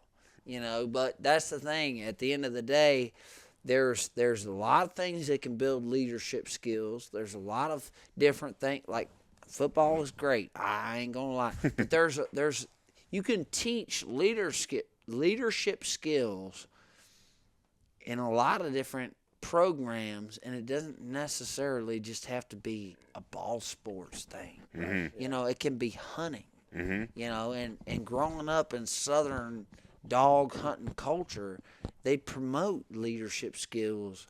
If one day you want to be the hunt master and you want to have it all figured out, there's so many different scenarios. And there's so many different little things in between that you have to consider in order to make everybody that's a part of the team successful. Yes. Yeah. Otherwise, you're a poor leader. Yep. Yeah. And so there's elements about this that is a teamwork thing. We're not a football team, but we want to kill 50 deer, damn it, in one day. We come over here and these people call us up. They got a chicken farm, Tyson Chicken Farm. They got crops out in the field, damn it. They got crops out in the field. And you know what? There's 40 deer every night in front of one trail camera. We'll pour a pile of corn on the ground. There's 40 deer in one night. They're raping the shit. There's too many deer in one area. Mm-hmm. They're raping the area. Tyson chicken farmers say, come help us. Well, we come down there, we run the dogs. We go kill 30, 40, 50 deer in one day. Mm-hmm. That's wild. Yeah. Why? Because we got the damn leadership shit. We understand we're working as a team. You want to be the head honcho? Okay, well, you can work up to that. We got a way to do that. You got a club, you know what I'm saying? Yeah. You got years of experience. Dude, in the Midwest, people's heads are exploding. Oh, fuck. Partially mine. It's like 30, like that's so crazy, but check it changes this out. The conversation. But check this out. If I've hunted with you for 10 years, yeah, and you say the deer's going to the tar road, yeah, I say okay. I know he knows that the deer's going to the tar road. I go to the tar road because I'm right beside the tar road. Yeah. I get down over the railroad tracks and I look down there and there's a 170-inch deer and I smoke his ass. Yeah. Well, why did that happen? Well, because you. Yeah. Now, I'm not saying that at the end of the day, it's like this, man. People don't realize. It's like I could shoot a deer with a bow and arrow on a dog drive. I could shoot a deer with a flintlock rifle on a dog drive. Mm-hmm. I could shoot a deer with a friggin' double-aught buckshot on a dog drive. I can shoot a deer with a centerfire rifle on a dog drive. Yeah. There's no parameters as to what you can use. Mm-hmm. I can use a friggin' longbow. You know what I mean? Would you use People a crossbow? might laugh at me. People might laugh at me, but at the same time, I can use whatever I want. Yeah. There's no the longbow, I'd be like, that's restriction. pretty gangster. That'd be pretty But gangster. what I'm saying is if I was just a Yogi Bear and I thought, damn, the old boys over here are going to drive this 1,000 acres and I want to sit over here with the longbow over here in hopes that the deer uses this specific escape route. And then maybe I kill this deer. Yeah. Well, then I kill that deer, and then everybody goes, "Oh, you're a genius." Well, no, I'm a good hunter, and I'm a Yogi Bear. Right. You know, and that's the thing is in dog country you have to be that, otherwise you don't consistently kill big bucks. Right. You know, so well, dude, going back to it, JJ, like that's why I wanted you to be the first guy to the WCB audience to talk about Southern culture, like real Southern hunting culture, and the dog thing. That's we came to you for that, and that's what I wanted. Yeah. Even though maybe a lot of our most of our listeners are in probably the Midwest. hate that shit, but at the end of the day, it's like this, man. I know a guy. They might hate it, but they don't have to love it. It's seeing it. I'm going to say his last name is Hicks. I ain't going to say his first name, but his last name is Hicks. And he's a friend of a friend, and he's got a lot of land. He's got, 500, 600, 700, 800, 900 acres or whatever. And he's one of those people who's seen both sides of it. He just not against dog hunting, but he doesn't do it himself. Yeah. He's done it in the past. He chooses to try to manage his shit out there, and he kills nice bucks every single year. Yeah. You know what I mean? Gigantor shit. He's not against the proper running of dogs, but at the same time, he does what he does, and he hopes that nobody runs through his shit. Yeah, right. Which I think, I make like I said earlier, I make statements I don't fully believe. Right. I question the deer drive thing. Do I believe it? 100%? No. Like in Illinois and Iowa. Am I against driving deer with dogs? No. Mm-hmm. But it's a cultural thing. Sure. That guy, like you said, did it. Does he want you to go through his piece? No. No. But does he get it? Shit? Yes, he gets But it. does he kill a big buck every year? Because most of the time he can not have somebody go through his shit. Yeah. He kills a big buck every year, and he kills multiple big bucks every year, and it's all good. But then again, when he sees somebody else kill a big buck with dogs, he's like, cool. It's just what it is. It's just like he don't care. I like the person that's like, okay, even if I don't do your shit. You know what I'm saying? Like, I can respect it. Yeah. Well, just don't run your shit on my land. Yeah. And I get it, And part of it is, it's just kind of like, you know, you can express an opinion and we could still get along. Like we talked about the Victory Drive episode. That's what I'm saying. Like, if we can just at least do that, damn it, then we can keep all these bullshit politicians at bay. Yes. It doesn't have to be dog hunters versus still hunters. It doesn't have to be versus crossbow hunters. Man. You know what I'm saying? Like, you know JJ's what? like, well, except for the crossbow hunters. Listen, man, if you're not disabled and you want to use a crossbow, if it's by the law, then you know what? I'm not going to talk about so much shit to you because at the end of the day, we're going to talk a little shit. If it's by the law, you know what I'm saying? You can do it. It's by the law. We're going to call you gay. The reason why I have my opinion about it is because when I was growing up, the only instance where you could use it by the law was if you were disabled. Gay. Yeah. Oh, so disabled. I have a certain, I have a certain feeling towards it because my whole life. Same thing in Illinois. It was like that. Iowa. You know, and nowadays, like I said, if you're a willing and able and you can pull a bow back, I don't think that you should be shooting a crossbow. Yep. I'm You know with what you, I'm saying? brother. I'm 100% like that. I'll go that into my grave because that's how I was raised. Stand by JJ Lawhorn, backed by Kurt Jacob. I understand. I understand. Like I said, but you know what? My uncle, he fell off a roof of a house. And he was like 350 pounds. You know what I mean? He's a big old boy. He's probably 6'4", 6'5", you know what I'm saying? 350 pounds. He fell off a damn roof, and he broke his ankle, and he had to have it fused. So he couldn't really get along like most people got along. He was like, he might as well have been damn Redbeard or something, you know what I'm saying? Yeah. He was Hopalong Cassidy, you know what I mean? But he couldn't move around a lot, and he used a crossbow. You know what I'm saying? He could, if it was viable, if it makes sense, if you got some sort of freaking deficit, you know what I'm saying? If you can't do what you gotta do. You know what I'm saying? If basically your exposure to the woods anymore is going to be going 100 yards out of the truck, climbing up a stand and sitting for a little while because that's all you can stand. Well, then, damn, who am I to criticize you? For sure. If you want to use a damn crossbow or whatever.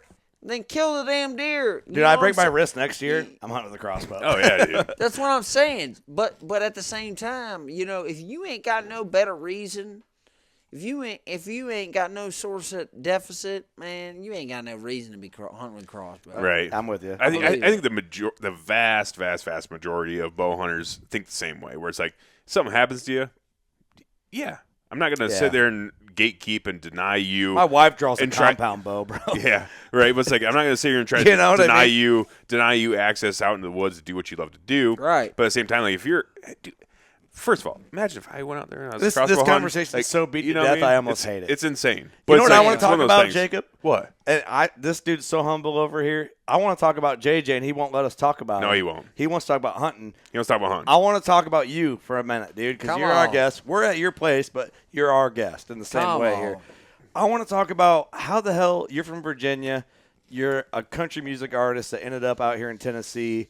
There's some things I'm going to get into about a couple songs, but dude, what was it like coming up like with the music career? Like, how hard was that to chase? Because everyone, that's like a dream, right, of every kid. I kind of had a weird thing happen to me. You know, when I was a kid, you know, the internet was starting to come about. And so I put some shit on the internet, and I ended up having some old boy hit me up on the internet in the internet's infancy. You know what I'm saying? And we talking MySpace here? What are we talking? I'm talking before that shit where, like, YouTube had just become a thing. Like, it was when like... it's still just cat videos? Like, okay, we just aired YouTube, you know? Like, nobody has any videos on YouTube, right? Like, so I, like, put a video on YouTube, and had some old boy hit me up on this thing, and it was like, hey, you know, man, I like what you're doing, man, you know... I produce music for Justin Moore. Like, you should, man, let's get in touch. Let's talk about some shit or whatever. Mm-hmm. So I'm like, what the hell? You know, I'm like 14, 15 years old, and the shit just came about, you know, and I'm like, well, damn, somebody just sent me a message down the pipeline. And I think I was like, I think I was grounded for chewing tobacco or something like this. You know 14. what I'm saying? Like, I was like 13, 14 years old, and then, I get this message like, yeah, I produced Justin Moore, like, blah, blah, blah. Well, the guy didn't know that I was, some little punk-ass kid. He thought I was an adult, whatever. I told him, I said, yeah, I'm this punk-ass kid living in, Virginia or whatever. He's like, all right, I need to talk to your parents. Well, what was funny is like, about the time he's like, I got to talk to your parents, I was in damn agriculture class. I was in FF, like, what the hell you call it? FFA. Horticulture, horticulture, whatever, right. you know what I'm saying? I was the vice president of my FFA chapter. And I had a hard time explaining to my teacher, that I had this big-time Nashville producer calling me or this, that, and other. And she took my phone away from me. She said, I don't care if it's Jesus calling you, Who's this child predator? Do it after school, call somebody after school, Yeah. And this was just when cell phone things was becoming like have a cell phone was a thing, I mean, I remember when I was growing up as a kid, we had the damn thing where you turned it round and round and then went to a damn number and then turned it round and round. Shashing, shashing. Yeah. It was ruled, man. I remember when people just showed up. That's what the hell you just showed up. Knocked on the door. You didn't know when Nowadays nobody you're was like, who coming. the fuck's at my house? Oh, yeah, you just showed up. These people just showed up. But anyways, shit, yeah. And then I told my mom, like, yeah, shit, this guy, the big record producers, didn't call me. I got my phone taken away. Did everyone around you at the time knew you did music? No, really? It was just like, yeah, so man. were Like, you kind of when like, I was a kid, I'd like bring the banjo to school and like, guitar and shit. And like kids would make fun of me because I was over there like playing damn, yeah, blue moon of Kentucky, keep on shining. They're like, dude, this isn't what for a study hall is for, They're like, shut up, But like your parents knew you were into music and stuff at this point, yeah, right? hell yeah. But like I said, it was hard to convince them that I got my phone taken away. You're recognized because some big time record producer from Nashville didn't. He found me on the internet. Found me on the internet. Well, I get it though, dude. Because we knew because we were kids what YouTube was, but they didn't. Hell yeah. No, all right. Well, look here, man. Commercial break. Listen to me. All right, go to the damn iTunes store and buy that shit. Okay. Because you know what? Here's the thing, man. At the end of the day, if something costs you 99 cents and you buy into it, and it's you're a part all of a sudden of sowing into other people's lives. Whoever you're supporting and that's sowing into other people's lives. If you support them, you are sowing into their lives. The people that they sow into iTunes, lives. You know what buy I'm saying? on iTunes. Hey, look, man. Or iTunes, Apple Music now, isn't it? Apple Music, Spotify. I don't really give a shit which one you use.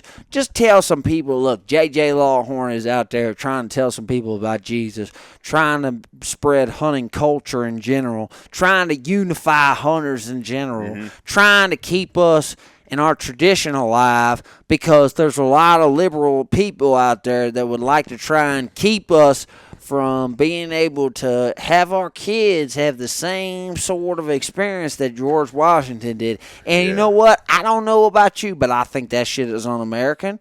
And I think that anytime somebody wants to try and squash what America is about, I think you should just go ahead and phase them out. I think you should just go ahead and squish them out. I think if you want to crawl over here into America and you don't want to become an American, I think that we should just squish you out. I think that my granddaddy pulled gold teeth out of people that he killed's head because he loved his country, because he wasn't allowed to just say, oh, it's okay, you could come in here and invade my country and you could come take my children and abduct my children and take my country over. No, he shot him in the face and he went ahead and he pulled their gold teeth out rather than to leave them, and I got him still today. And you know what? At the end of the day, that's American, okay? That is American. You want to come over here and tell me that we ain't the greatest country on earth? Okay, well, tell me who's conquered some shit like we have. Okay, you know what? There might be a bunch of sissy people right now that are in power and this, that, and another. But I can tell you, there was 30 million people that bought a hunting license during COVID. There's 30 million people that bought a hunting license during COVID. It's an army. Okay, so let me tell you something. People used to tell me, JJ, you're not going to do any good by doing a conceptual album that's all about hunting. I have numbers, by the numbers, I have the greatest selling, greatest, most streamed, most listened to, whatever the hell you want to say. I have the most listened to hunting album that's a concept of album about hunting. I have the greatest one of all time per the numbers. But I'll tell you this. It's like this. Why? Why do I have the greatest one by the numbers? Well, because I love Jesus. I love America. If you don't come to American people with American values, if you don't come to American people with the things that America was founded on, you're never going to be successful, man.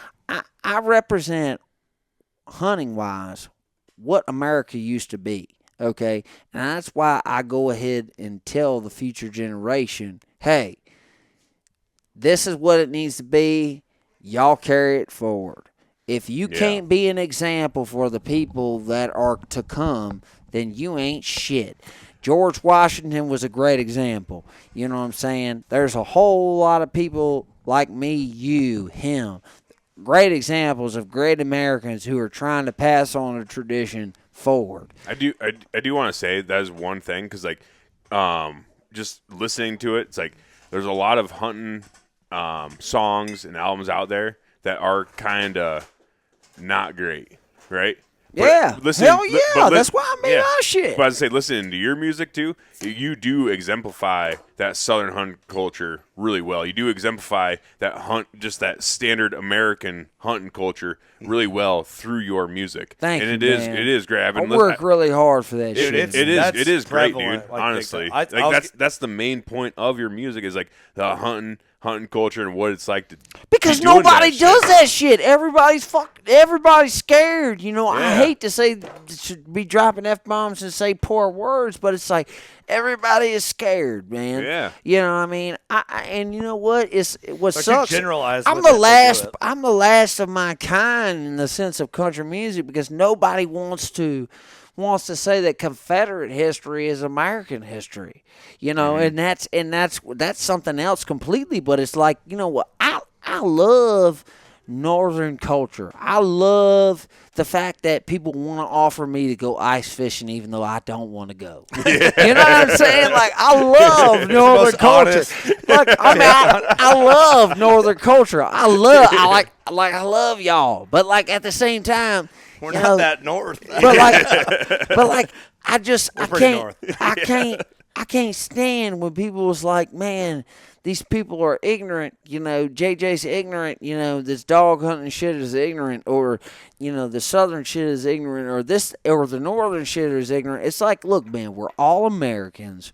We have traditions. Yeah. We're all rooted in the same things. We're all rooted in the same principles. We need to come together as one. Mm-hmm. I don't give a shit if you're a bow hunter. I don't care if you're a freaking deer dog hunter. I don't care if you're a freaking rifle hunter. It doesn't matter. If you celebrate the ability to be able to buy a hunting license and go hunting every year, you need to unify and you need to explain to people why it is you do what you do. If you're not doing that, you're a part of the damn problem. Mm-hmm. And I will go to my deathbed saying that right there, because if you ain't explaining to other people why it is you do what you do and how that ties into American tradition, then you are bullshit. You should not do what you do.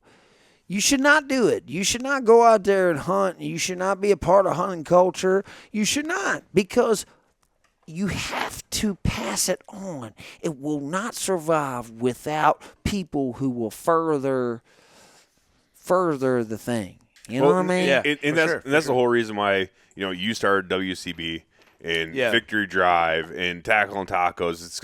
It's to get this whole lifestyle out in the open and be like, like you said, explain why we do things the way we do it, and that's why you make the music you make. That's is right. To explain why you do the things that you do. That's right. To the general populace that maybe doesn't do that or never have an opportunity otherwise, right? Yeah, exactly. But then when they get to see the shit, they're like, damn, maybe I want to go dog hunting too. Or they're like, maybe cool. I want to go bow hunting too. Yeah. Because, here's the thing, is like for as much as I am about dog hunting culture, I am about bow hunting culture because y'all don't understand, but I did tell you earlier, I said that the first deer I ever killed in my entire life was with the bow and arrow. Mm-hmm. Okay? The first deer I ever killed out of necessity.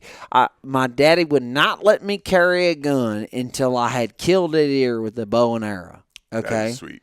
So I'm telling you right now, I killed a deer with the bow and arrow to be able to be initiated into Southern culture style hunting. Yeah. Yeah. You know what I mean? Yeah. I kind of like done the northern shit to get into the southern shit. Well, I'll you know tell what I mean? JJ, when we got here, like, dude, I've talked to you on Instagram, right? But, like, we met you today. Right. All we talked about around the campfire before we got in here was bow hunting stories. Right. Yeah. So right away, I'm like, this dude is rounded. He gets it. Like, rounded in the culture. So, and we haven't really talked about the bow. We should save the bow hunting stuff. That story needs to be retold in the studio. Yeah, dude. Can we make that pact? You come to the studio and tell that story with us? One of these days, Yeah. Okay. We'll get you up there. Okay. But it's nice. What in your music career, what was the thing that like changed things for you in your eyes? Like when was it like, all right, now this is different? What was like the thing? Here's the thing, man. By the numbers, here's what's crazy, man. Like, by the numbers, the best thing that I ever did was tell people about Jesus. Mm-hmm. And, here's the thing. I never set out to tell people about Jesus to make money. And that's why it's so awesome, is it just goes to show you that if you go out there and you ask Jesus to make himself apparent in your life, like, I challenge anybody that listens to this ever, like, just right now, just be like, hey, Lord, make yourself apparent in my life. Even if you're, like, half-ass, I'm telling you something. I challenge you to do that because what you'll end up realizing is he'll show up and you'll be like, damn, the best thing I ever did was something that had to do with Jesus. So, if you want to ask me what made me the most money, what did the most for me, what elevated me beyond anything else, right now all I have to say is that it's some shit that has to do with Jesus. Mm-hmm. All right, man. It has to do with me just keeping it real and telling people that, you know what, one day when we die, if you know Jesus, you'll go to another realm, man,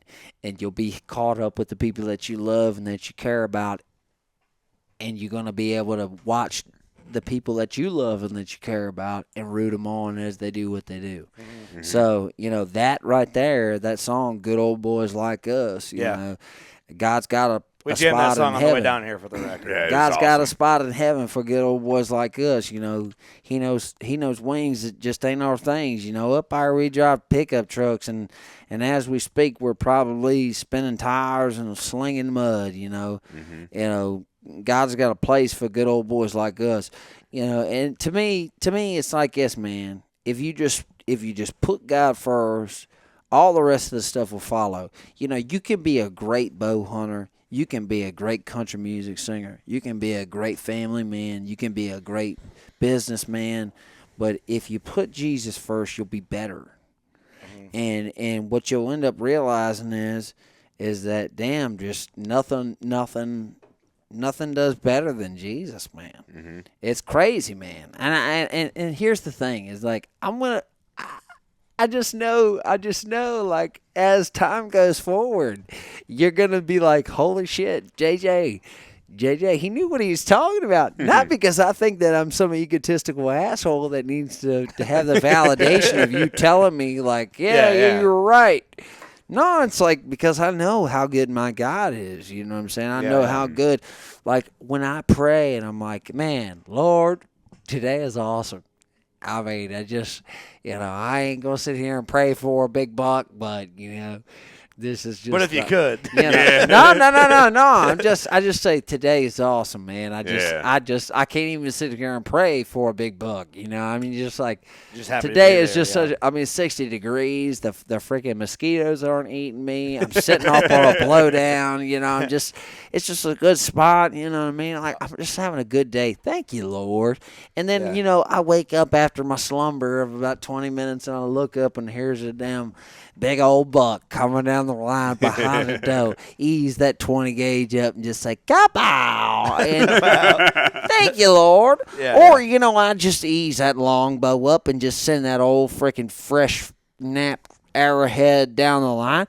And, here's the thing. Y'all didn't even realize, but after we get done with this podcast, we're going to go out there and we're going to mine some legitimate sacred flint. Okay, because behind this, I've never done that. Behind this cabin is a rare source of Middle Tennessee flint, and it is bluish grayish flint. It is legitimate. 4 different tribes came down from a long ways to source this flint. Okay, and I found the first arrowhead I ever found in my entire life. I've been looking for them for a long time. I seen a million old boys that I was with pick one up out the dirt. I was like, you son of a bitch. I mean, I seen a million of them, dude. But the first one that I ever picked up myself was down there in where the hogs are down there in that pasture. And I used to have the dog kennel out there. And now one day I looked down there after a washout and I saw that freaking perfect flint sitting there, arrowhead napped out like that. I said, son of a bitch. And I started going to these historical society meetings and finding different things about the local area. And I found out that 4 different Indian tribes came from long ways to get to right here where we're standing out right now to be able to source the flint that they would nap for their arrows to hunt. It's badass. So, awesome. So we're gonna take some flint back here from behind the cabin. I'm gonna send y'all with it so that y'all can take and learn to nap your own arrowhead. And this is the thing: I never killed no ginormous buck with a piece of flint. You know what I'm saying? But I have killed a deer with a traditional arrow setup. And I have killed a deer with a, long bow that I carved and everything like that. So I would consider myself, I am part Native American, you know what I'm saying? It's a small fractional thing, it goes Powhatan Indian, you know what I'm saying, way back. But I consider myself an honorary Native American because I have killed a deer with the traditional means with the flint, and that's another. It took me 3 times, which is more than I think I've ever missed with the compound bow or anything at my whole hunting career. It took me 3 shots before I actually hit one with the right to get it done. It's a different ball game, dude. It's a totally different ball game. It's a totally different ball game. But I'm telling you something, it'll make you appreciate shit. Mm-hmm. And that's why, even though I like to firearm hunt, my favorite means of doing it is a flintlock rifle because I feel like that's as close as you can get to being a traditional bow hunter in the firearm world. Right. Or closer you can get to killing a redcoat. You could do that. That's right. I got him with that one. Those fucking guys, they didn't hunt shit. Well, they waited for real Americans to come down and hunt some shit and give them the meat. I can't even sit here and I'll shit talk a British. But I ain't gonna, I'll shit talk a British. But here's the thing: I will never shit talk to French. I will never shit talk to French. You want to know why? It's because George Washington, he's pretty much he's pretty much one of my role models. Dude, if you don't have a portrait of George Washington at your house, I have one. Okay. Okay. I was going to say, he's crossing the Delaware. One thing I have gathered is I got all kinds of shit. I got all kinds. Y'all ain't got no idea. I got all kinds of shit, Dude, man. you have a George Washington tattoo? I have no, I don't have that shit. Not yet. I ain't got no George Washington tattoo. I ain't never gonna get no George Washington tattoo. But I got a portrait of him on the wall down there at the house. You need one at the cabin, man. Listen, man. Yeah. Like I said, we had to put one for in. insurance purposes. We had to get everything out of here. You know what I'm saying? So, Oh, sure. it's just kind of a Dude, little skeleton I of gotta what it bring used to be. JJ, but I got to bring something up. what's up? So we were listening to this on the way down, and Jordan's a young gun back there, and he goes, "No shit, we're listening to you. Oh, yeah. You're the Drop Zone theme song." Yes, that is Yes. true. So the drop, everyone that is into hunting like media knows the Drop Zone. Yeah. And we haven't had the Drop Zone boys on yet, but we'll get to that. Maybe that'd be a great follow up to this That'd be a good podcast. one. Come on. You're the Drop Zone theme song, dude. Yeah, well, here's the thing, man. Like, people don't realize, like, when I was a little kid, there was this little sprinkle of TV that I got. And I didn't care about trying to watch the news. I was trying to find this little specific corridor of TV called hunting TV. We're familiar. Yeah. Oh, yeah. And I figured out how to get on down there to just the Alex Rutledges of it. Yep, You know what I mean? Like, because like hunter specialty was a big thing when I was growing up. For whatever reason, what was that TV show? It was Primetime Bucks. I don't know what the hell it was, but there was. I didn't watch much TV, man. Like, I didn't. We had a satellite dish out in our damn field, and it never worked the whole time I was growing up. What the hell? I mean, the thing was big around. It was so big around you could skateboard in there. Oh, It was, yeah. that some bitch was huge. My grandpa I one. mean, skateboard I'm telling you, it was so big. I Tony swear to Hawk. God, it was so big you could skateboard in the thing. It was, and we still couldn't get damn local channels hardly. But yeah, man, look, at the You end get of PBTV and that's it. Yeah, that's it. yeah, PBS or something Yeah, like that. yeah, Yeah, yeah. the friggin' one channel or two channels. That was it. That was all you got. Yeah, man. People don't realize that shit, man. I swear. You think that you're hardcore, man. Like, I grew up hunting with a group of guys. I was 14, 15 years old. Okay. And I was the only person that was under 45 or 50 years old that was in this hunt club, okay? I go out there with these guys, and they didn't do no dog hunting, none whatsoever. They just did drives. They did man drives. Oh, yeah. These guys did man drive military operations. They would pick your dogs up at the place they was getting ready to go hunt. Say, hey, we got your dog. We got the collar. This is your number, right? You own this dog. Yeah, we just drove that property just about 30 minutes ago. You might as well pack it in because there ain't nothing in there now. We done drove the dogs all the way through it. And then the guys that I was hunting with go, okay, yeah, I heard that, but line your shit up all around the property here. Get every guy you got, go back around the property and line it back up because we about to go through it here. And some shit's getting ready to happen, and not like what you done, but some other shit's getting ready to happen. And they'd be like, you're crazy, man. We done dropped 30 dogs in there, man. We done run your biggest shit out of there. We done killed it. Bubba Joe done got it squared up. And you're like, he's like, the guy I'm hunting with's like, no.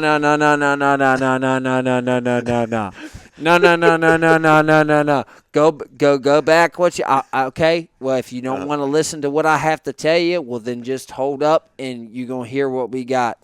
And then we'd line our shit up around the thing, and then we'd go in there, and the next thing you know, go back! It sounded like World War III in there. Next thing you know, you think your shit is bad. Let me tell you something right now. When old Red Eye Hunt Club rolls up in there, we done laced it up. We over there dropping them in the cutover. I'm 14, 15 years old, hopping in the briar patch. I'm freaking crawling up under some shit like this. You know what I'm saying? I'm trying to get up in a little tunnel just to get through, so I done got it up in my face. You know what I mean? I'm crawling on down through there, and then look here. Then next thing you know, I got the gun, but damn, there's a 24, 25-inch buck squatted down in front of me. Yeah. But I pull up on the shit, and I can't because the damn shotgun barrel won't come up because there's a wall of briars in front of me. And I'm pulling up like this. I don't care what you got, longbow, buckshot, centerfire rifle, long gun, crossbow. Whatever. It doesn't matter what you got. It don't matter. You're in a damn wall of briars, but there's some bitches from here to the couch from you, and you're like, holy shit. What you do? Well, I'm pile driving through that some bitch. I'm gonna run like hell and just keep pushing and throw up the damn buckshot and go kapow, kapow. And I'm telling you something right now, man. People don't realize these guys that I hunted with, they were for real. They were like military operation with the man drive. Oh yeah. I mean, guys that hunted with dogs, they would be bewildered. They'd be like, our dogs must have not have gone in there where those guys went. I just don't know. I mean, we killed 30, 40 deer out of this one block that these guys had run their shitty dogs all through. You know what I mean? And so I'm a dog hunter. You know what I'm saying? I got badass dogs that will get in the briars. But that's why I know how to be a badass dog hunter is because I seen the parallels of it. You know, it's like I seen guys that thought that they were awesome dog hunters that sucked. I seen guys that thought that they were badass man drivers that didn't know how to walk through the briars. You know what I mean? Yeah. I tell people the other day, I was hunting with the freaking chief of the Mattaponi Indian tribe. I mean, how badass is that? I mean, I got a little native in me, but not enough to join the tribe. You know what I'm saying? Not enough to date his daughter. You know what I mean? But I'm hunting with the chief of the Mattaponi Indian tribe. Yeah. You know what I'm saying? I'm hunting on tribal land. I'm hunting on the damn Indian reservation. Yeah. You know what I'm saying? Yeah. I'm going out to these guys say, hey, come Dude, hunt with us. You know, but why? Because they know that I'm over here. I got the knowledge of somebody who knows how to bow hunt deer. I know how to freaking dog hunt deer. I know how to drive deer. I know how deer think. I know how deer move. I know how deer do. You know what I mean? Yeah, right. And if you ain't got that, well, then how the hell as a white man are you going to try to run a damn Native American a deer? Do you understand what I'm saying? Yeah. Like, holy shit. Loud and clear, dude. You know what I love? I love that. I've been trying to talk to you about this. True. This it's is so my, true. It's so true. This is my favorite thing about JJ. Is I'm like trying to let him like give us his music career thing. He won't. But it shows you how real this dude is because we just go back to hunting. Oh yeah. And hunting is a huge part of why I love country music. Is because my favorite country music singer, Jimmy Martin, God rest his soul, he was all about hunting, and he was just this little punk ass kid that grew up in the middle of nowhere in Sneedville, Tennessee, and he had to go walk 3-4 miles to go meet up with this old boy under the shade of an old oak tree and play guitar. And the guy would say, here, you try my guitar here. I'm gonna teach you the chords. You know what I mean? Yeah. And then this guy says, well, I'm gonna go down there and I'm gonna be on the Grand Ole Opry with Bill Monroe. You know, and they're like, screw you, dude. You know what? Matter of fact, you sing too much, son bitch. You're fired. And he's like, you know what? All right, that's all I need. And he goes up there and he freaking sneaks into the Grand Ole Opry. And the next thing you know, he's over there singing with Bill Monroe, the grandfather of bluegrass music. And then he says, you know what? Damn it, Bill Monroe, I appreciate you offering me to be in your band. And you know what? I'm going to take you up on it. It's just as soon as I go back to Sneedville, Tennessee and tell this sumbitch that fired me me. Thank you for firing me, because tomorrow night you going to hear me on the Grand Ole Opry, you son of a bitch. Come on. And you know what? That's what it is about me and country music. I had some old country dude who's a good old boy bring me into this town and say, you know what, you should do this shit. You know, one day when I make millions of dollars, I'm just going to freaking write this old boy a check.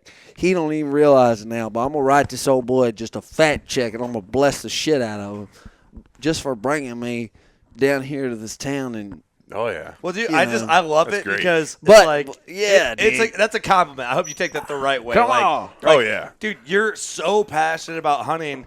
I can't get you to talk about that. I mean, you're on a hunting podcast, right? But like, I consider us like 50% hunting, 50% entertainment. Right. I'm trying to get you to like brag. Yeah. I'm trying to gas my boy up. Yeah. Come on. Yeah.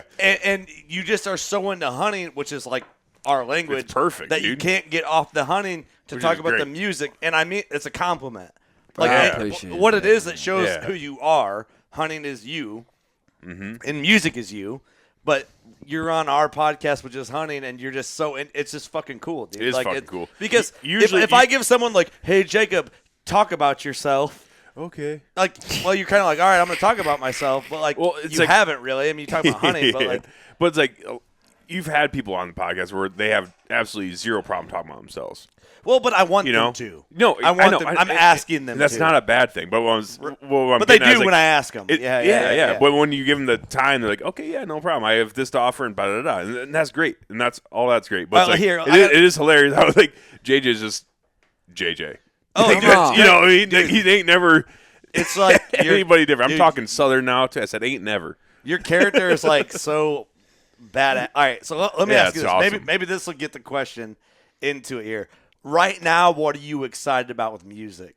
Because I want people to like look into your music too, right? Like they're gonna know you from this, but like for our listeners, if they don't already know you, which I'm sure a lot of them already do. All right, so if you don't know me, here's the first thing that you should do. You should go look up this album that I got. It's called The Huntsman. All right. Oh yeah. Kick-ass So album. it is. I called it the soundtrack to the hunt. You know what I'm saying? Because every single song on it has something to do with hunting. And I do believe that I don't care what kind of hunter you are or where you're from in the United States, that there is at least one or two songs that are on this conceptual album that you will dig. Oh yeah. And you know, it's everything from Granddaddy's gun that he passed down to turkey hunting, duck hunting, deer hunting, bow hunting. You have a know, song called The dog Huntress hunting, on there. You know, girls that like to Yeah. hunt. You know what I'm saying? There's all kinds of shit on this thing, man. You know, so there's something for everybody about it. You know, when I made it, you know, people said, JJ, you know, you shouldn't do a concept album. You know, you're going to spend all this money and then you're not going to make any money. And, you know, and here's the thing, you know, I mean, for the first year, you know, I mean, I probably didn't, you know, I didn't make much, you know, but I did it because I had the vision. I'm like, man, this is something that will seasonably, Yeah. like every Yeah. single year. Could be this a was classic something that will traditional album for a compound- lot of kids growing compound, up. Oh, you know what yeah. I mean? So Yeah, for anyways, sure. and it did, you know what I mean? And people said whatever, but you know, it cost me $30,000-$40,000 to freaking make that album, you know, but I made the money back and I started making money off the shit, you know, a year or something like that after the fact, which is unheard of because, you know, if you know anything about music nowadays, you know, nobody's spending $30,000-$40,000 to make an album nowadays. I mean, let's be honest. Like, unless you're like the top tier, unless you're freaking, you know, Luke Combs or somebody else like us, nobody does that. You know, nobody brings 10 different musicians into one room at the same time on the same day and does it orchestrated like they did in the old days. Nobody does that shit no more. Unless you're at the top tier and you're making the top of the top price kind of out of everybody else. And that's what I did with this album. I had an old boy who really believed in me, who was willing to not charge me shit and basically just charge me what it would cost to do everybody accept him. And it cost me $40,000, you know. So what you think about it is like, you know, somebody literally took a pay cut of $10,000-$15,000. That's why I said earlier, one of these days when all this shit works out, you know, in a huge way, I'm gonna take and just write just a fat ass check. Yeah. Because, you know, somebody saw like, hey, there's this little country kid who's embodying the right shit, who's like got the spirit of George Washington and Patrick Henry and all these other patriots, and who's trying to pass on this hunting culture and trying to pass on American culture to all this new generation. He done spit out this shit for me and did this shit for no cost to me. So it's kind of one of those things where it was like, I knew when he was doing that I was doing the right thing, even though I was spending all this money. And people was telling me, you're going to shit, you're going to, you know. They're doubting it. Yeah. Whatever. Idea. But you know what? Damn it, I got the best-selling hunting album of all time. I got the best-selling hunting album of all time. Look at the damn numbers. There ain't one album that's all about hunting. Yeah. There's some shit with some hunting and some fishing and But it's some here and this there. and, It's not but like Red there Dirt ain't Road one, ripping there up. ain't one Red Dirt album, country music album that's all about hunting that has better sales or has better stream numbers than mine. Damn it! You want to know why? Because God is good, and because people will tell you what you want to hear, and people will tell you that you're gonna fail, and people will tell you this, that, and other, and I don't give a shit. I got God. I got people that are like you and me that understand how it is. We understand what America is. We understand what makes America great. People like me and you. People like me and you make America great. You know, and I don't give a shit when anybody says you ain't gonna be successful. You ain't gonna make it. This, that, and other. You know what? If you believe in yourself, if you go out of your way to honor God, and you put the work in, this shit's gonna work. I don't give a shit what anybody else says. Watch what I tell you. Come on. We need that album on vinyl signed for the studio and put it on the damn wall. And you know what? I told Up Church like this a long time ago when he was sitting over there in a trailer on the side of the damn road. I said, you know what? You know, I want to tell you something, mate? I'm trying to do some legendary shit. You know what? One day you need to do some legendary shit. You know, people so far, they see what he's doing now, and they're like, damn it, that's like he's going to be a legend in this. Or people say, JJ, you're a legend in this. It's like, look, man, you don't become something great without a vision.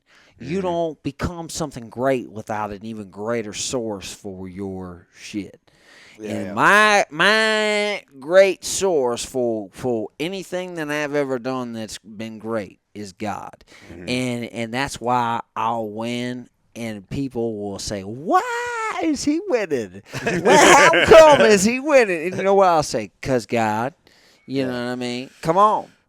No, dude, I love it. And, Come on. But it also goes back to like the characteristics like I talked about earlier. It's like guys who are passionate about, well, it's really not guys who are like good at hunting. It's guys who are passionate about something. Like I've said for a long time, no matter what you do, just be passionate about something. Yes. What do you think about this Lee Ellis guy? I don't know Lee Ellis. You know, I never met him either, but you know what? He seems like a lot. Am I out of the loop? I feel like me and him would get along all right.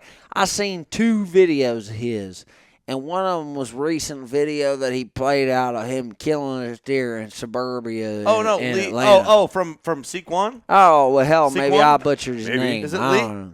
Lee Ellis. His last name's Ellis. Is that his name? Oh, I just know his first okay, name. yeah. Okay, so this guy had done killed I'm a Atlanta weird boy. I'm in the industry, but I'm like I'm out of the loop on Seek Right. One. I know they killed giants, but I'm like I don't know. Okay, so check this I just out. knew it was Lee. So Yeah. somebody says, yeah, you need to check this guy. How do you like the Ledger Rock whiskey? I like it a lot. It's good, huh? So check it out. He says, I do like it. Come on. That's some good shit. That's some good stuff. But old boy says, That's a Wisconsin whiskey. somebody says, hey, man, you know, you heard about this guy Lee Ellis. You know, he's kind of jumping on your shit. You know, he's kind of hunting your stomping grounds because he was hunting some islands or something like this on public land. And, you know, somebody I know that's pretty big white one over on there? public land over there in the area of Nashville. They said, yeah, he's over there. He's hunting kind of the same shit you hunt. I said, well, that's cool, man.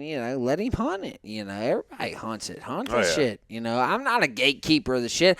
I'm not going to come down there just because I hear freaking Bill Jordan's kids coming down there to hunt the public land. I'm not going to go down there and make a pitfall for him. I'm not going to go down there and make a tiger trap for him. You know what I'm saying? I'm not going to do that shit, man. A lot of people think, damn it, JJ, he's going to be the clan shit. He's going to go over there. He's going to bogart old boys thing. No, I ain't going to do that, man. I want everybody to experience, everything that I get to experience, Hell, if I could take every one of my fans out here hunting, if there was that many deer, out here on my place, where I could just take every single one of my fans and just kill a deer, hell, I'd do it. Dude, we need to get you, even though, all right, we got to get you come up and play. We do a lot of outdoor shows, like the Iowa Classic. You've been to the Iowa Classic, right? That thing was crazy. We gotta get you full of people that don't realize. The Iowa Classic was crazy, man. Was the shit. They got a daggum full size, arena size football stadium, right? And they got all these little exhibition things that are around it. They got that. And then they got it connected to a thing across the street. That's another full-size thing over here. And when I went down there to try to navigate this thing for the first time, it was I walked up to some old boy. I'm like, I'm lost. I'm like, dude, I ain't never been lost in the woods, but I'm like, I'm lost over here in this arena thing. I'm like, how does this thing work? He's like, crazy. Oh, you're over here. He's like, you need to be over here. I'm like, my gosh, dude. It was crazy. Iowa Classic is it's deer. Huge. It's huge. People don't realize. If you think you know about deer hunting, you don't know shit about deer hunting expeditions. You think you know? Unless you've been to the Deer Acid Classic, shut up, okay? Because the damn Iowa Deer Classic is off the chain. It's huge. Dude, it's the biggest deer hunting party brought into the city. Oh, my God. Yeah, for sure. Iowa is crazy. We got 30-foot booth at Iowa this year. Oh, my gosh. I walked out the hotel, and my freaking snot was froze, dog. It was -6 outside. And I said, JJ, hell no. I got an idea. You got to come up to Iowa this year and hang out in our booth. Man, my lady, my Bring the lady. is from Iowa. Bring her up she there. Don't even want to go back up there. Really? Dude, the Iowa show is one of the shows all our wives go to. We go out and get nice whiskeys. We get good steaks for dinner, and we stay at nice hotels downtown. It's the one time of year we treat ourselves. Come on. It's a good time. Bring the lady up. Bring the kids. It's a family ordeal. It's great. It was something to be seen for sure, but I'll tell you something. I guess to be seen. All right, look. You might think that shit is sweet. You know what I mean? Oh, it's good. But I'll tell you something. What's even sweeter? I promise you this. As a deer hunter, okay, you're a guy that likes to bow hunt. Okay, you're a purist, man. Maybe you're a purist out there. Don't get too much. Listen. Maybe you're a purist out there. Listen. Why'd you emphasize purist, JJ? You said purist very weird. Hold on. Shh. Where you said that? Shh. Okay. Get quiet. Okay. Hold on. We gotta get quiet. Don't. We gotta get quiet. Hold on. Okay, maybe you're a purist out there, and you just think, damn, if I don't go out there and hunt with the longbow, I ain't shit. Well, guess what? Motherfucker, you come down here and hunt with us during dog season. Why'd I give you that time to say that? I'll tell you something right now. We'll kill 50 deer in one day, and I promise you think you're a bow hunter. I said it. I gave him too much time. You'll come down here, and you will go out here, and you will leave a revitalized man. All right, you will leave. Dude, he led me into that. You will tricked me, JJ. Listen, you will leave with the belief that double-out buckshot is okay. You will leave with the belief. He said purist. You will believe the belief that you hold on. You will believe the shit that is buckshot is okay. JJ, you led me into that. You said, hold on. You said, I know you're a purist. I was like, man, why'd you say that so weird? You know, listen, Hey, don't man. say it like that. Listen, man. When you leave out I don't all like the way this you said shit, that, JJ. you understand that dog hunting is not a bad thing. Hey, I'm with you, It's dude. I'm with okay you. to kill deer with something other than a bow. And if you really are a badass bow hunter, then damn. you know what? You should nap your own broadhead, freaking kill your own deer with the freaking broadhead that you source from your land that is from some I'm trying to get you to sacred not to spill flint. your beer this time. I don't give a shit if I spill my beer. I'll tell you something right now. This is my fucking table. If you're almighty and you're over here acting like you're some shit, I'll tell you something right now. I will shoot, I will hunt, I will go out there and I will adventure with the best of them. I will tell you something right now. There's a guy that is in Wyoming that was a guide, and he was known as the badass guide. I'm talking about the guy that walked everybody to death, walked their fucking guts out, okay? This guy, he told me, he said, JJ, ain't nobody ever in the history of my guiding ever walked down this thing like I have. And he said, you know what? You might even walked a little farther than I have. Okay? And I'm tell you something right now. At the end of the day, I ain't got shit to prove to nobody. I'm tell you something. If you want to go out there and you want to kill big deer, get off your ego. Get off your high horse. Okay? Learn how to kill deer with a freaking longbow. If you can't kill deer with a longbow, you know what? Then you know what? You ain't shit for killing deer with the compound bow. Go out there. If you want to challenge yourself, go out there and kill some deer with the longbow that you carved. So Okay? that's really cool because and you know what? And when you want to talk shit about me for shooting a deer flintlock, listen. When you want to talk shit about me for shooting a flintlock, carve one of them sumbitches up for yourself, you sumbitch.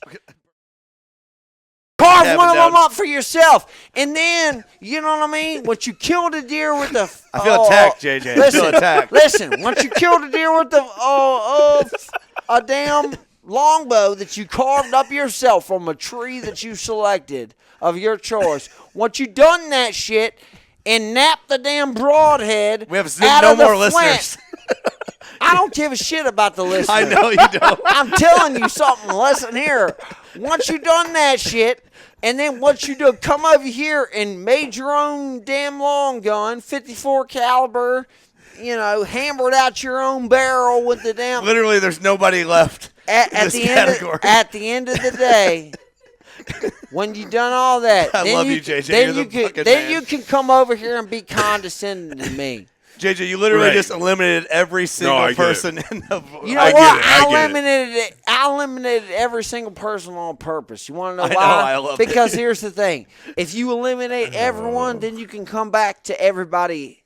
That's Come kind on. of a good point. That's What a I'm good saying point. Yeah, is that's a good is point. that everybody wants to talk some shit about everybody else's way of doing their thing.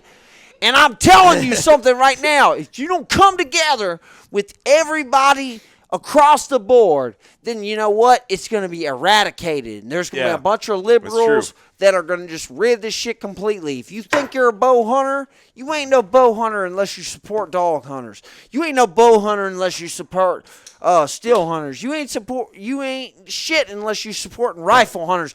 If you ain't supporting hunters of all kinds, you're a part of the problem. That's what I'm getting at. Is that if there's anything that can be gained from this podcast, it's this. I ain't shit, but I do know that if we don't all get together, these people that ain't worth a doo-doo, they're going to come over here and take this shit from us. So how about that? You want some people that are bullshit to take our shit from us? Fuck no. All right? That's right. At the end of the day, it's you, it's me, it's him, it's everybody else versus the bullshit.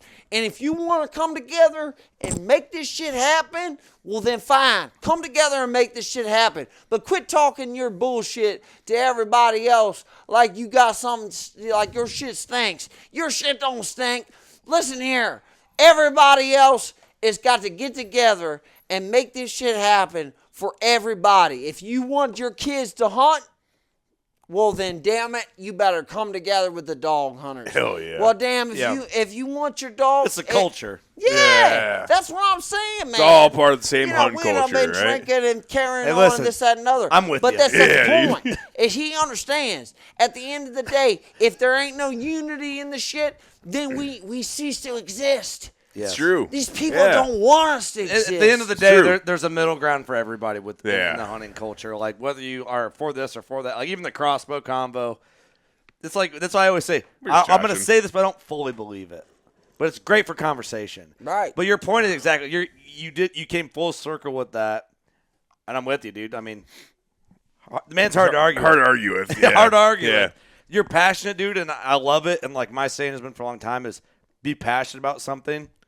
And it can be multiple things, but like damn it, I'm a fucking honorary Native American.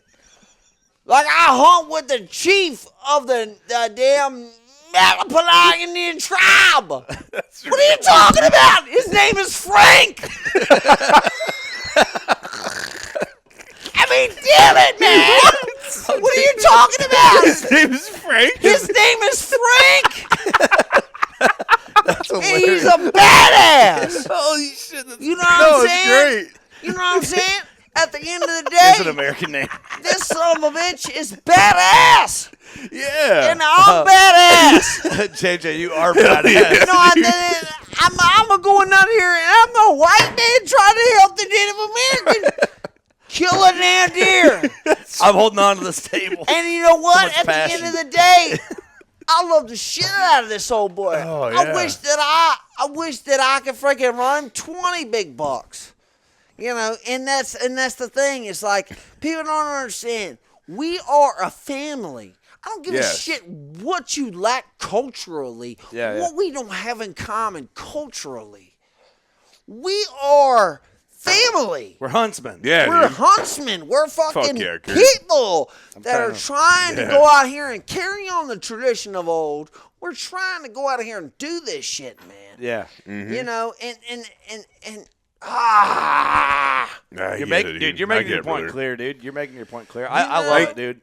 Loud and clear. Dude, you're the fucking man. I love your passion. You're a character beyond in a good way, like what I thought, man. And I think like this, like I'm a character, damn. No, I love it. No, it's I in a mean great that as a way. compliment. Like this introduction to the WCB community is like you're a WCB guy. Like we're shout rowdy, out dude. to all y'all. I We're one of the appreciate dogs, y'all. man. You're one of the dogs. I got and some dude, dog in this me, podcast man. has been so much fucking fun. We're just over 2 hours and 20 minutes into it. Thank you. Well, you can edit some shit out if you don't want. You Dude. know. I'll keep it all if you let us keep it all. I love it, dude. The whole every segment. Everything is is- great. We're gonna do some coon hunting in a little Dude, while. Oh, yeah. I'm excited. Hey, can we We get a gotta cheers? we gotta talk Yeah, about dude. a little bit about that here. Cheers it up, Here's brother. the thing. I want to talk a little bit about to your listeners because you know there's some shit that you can probably skip over and omit. That would be better than to skip over and omit this. Here's the thing. A lot of people that are bow hunters, they understand strategy. Okay. Yeah. Okay, so I started out, the first deer I ever killed was with a bow and arrow. So you can't tell me I ain't a fucking bow hunter. Right. All right. So I understand strategy and all that. You might be the most well-rounded hunter I think I've met. Honestly. Like with like all the different types of hunting you've done. Well, here's the thing, man. From trad hunting to dog hunting. Yeah. I or don't hunting know, with but dogs, all I however you know want. is this: is that when it comes to hunting the way that I grew up, you gotta understand that anything can fucking happen. Mm-hmm. And you know, at the end of the day, your pessimism is what you're a product of. You know, if you think that you're not gonna have a good day, you ain't gonna have shit. Probably not. You know, there was many times. I tell you one story. I'm gonna tell you one story about how to support that. One time when I was about 12 or 13 years old, I hunted this piece of property and I climbed up this tree, and I thought to myself, "Fuck these squirrels." All right, I'll probably edit out them F word. But we'll put a bleep over it. You literally have a shirt like fucking squirrel patch. Screw these squirrels. Yeah, screw these squirrels. You know what I'm saying? Can I say the F word for it? But here's the thing. Here's what happened. what I did was I ended up taking double aught buckshot, and I shot this damn 2.5 pound squirrel.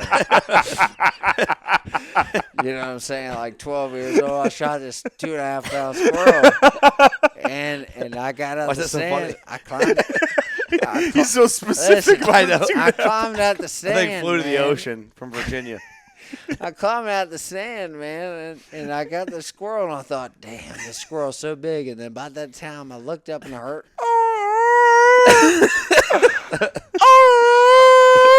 I thought, damn, hold on, wait, what? Look, I looked up, and damn, here comes a doe, big old fat doe, coming running right past where I was sitting up in the tree. I said, damn, dude, I can't believe this. I said, if I'd have just hold off on shooting this squirrel, I'd have killed the shit out of it, my first deer, you know, or whatever. So here's the thing, man. At the end of the day, you might think to yourself, man, I'm the shit, but you ain't shit. You gotta go out here and learn you something, man. Yeah. You got a lot of experiences ahead of you.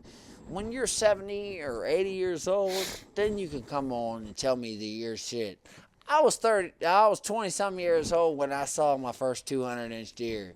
And I told y'all the experience that I had with it that caused me to have a different perspective in life. 6 months of freaking studio story, dry heaving studio and story, sweats, and waking up in the middle of the night and seeing it haunted you, man. It haunted you. Shit, That's you know what I mean? Yeah, life changes. It's a haunting situation. I have those haunting stories. I have one from this season. Hell yeah. Yeah. I have a recent one. No shit. We'll get into that one when you're in studio, Jay. Yeah. That's right. Hey, can I make a request? What you got? When you come to the studio, can you bring a guitar? I said guitar like I was from south of the Mason-Dixon. You like that? Guitar. I did that for you. Guitar. Like Every country. you singer brings a Yankee, guitar. don't ever do that. Yeah. Shut Right, up. You got to bring a guitar, man. That's that's what we want. Is that fair? I got Is that too much? I got a guitar here tonight somewhere.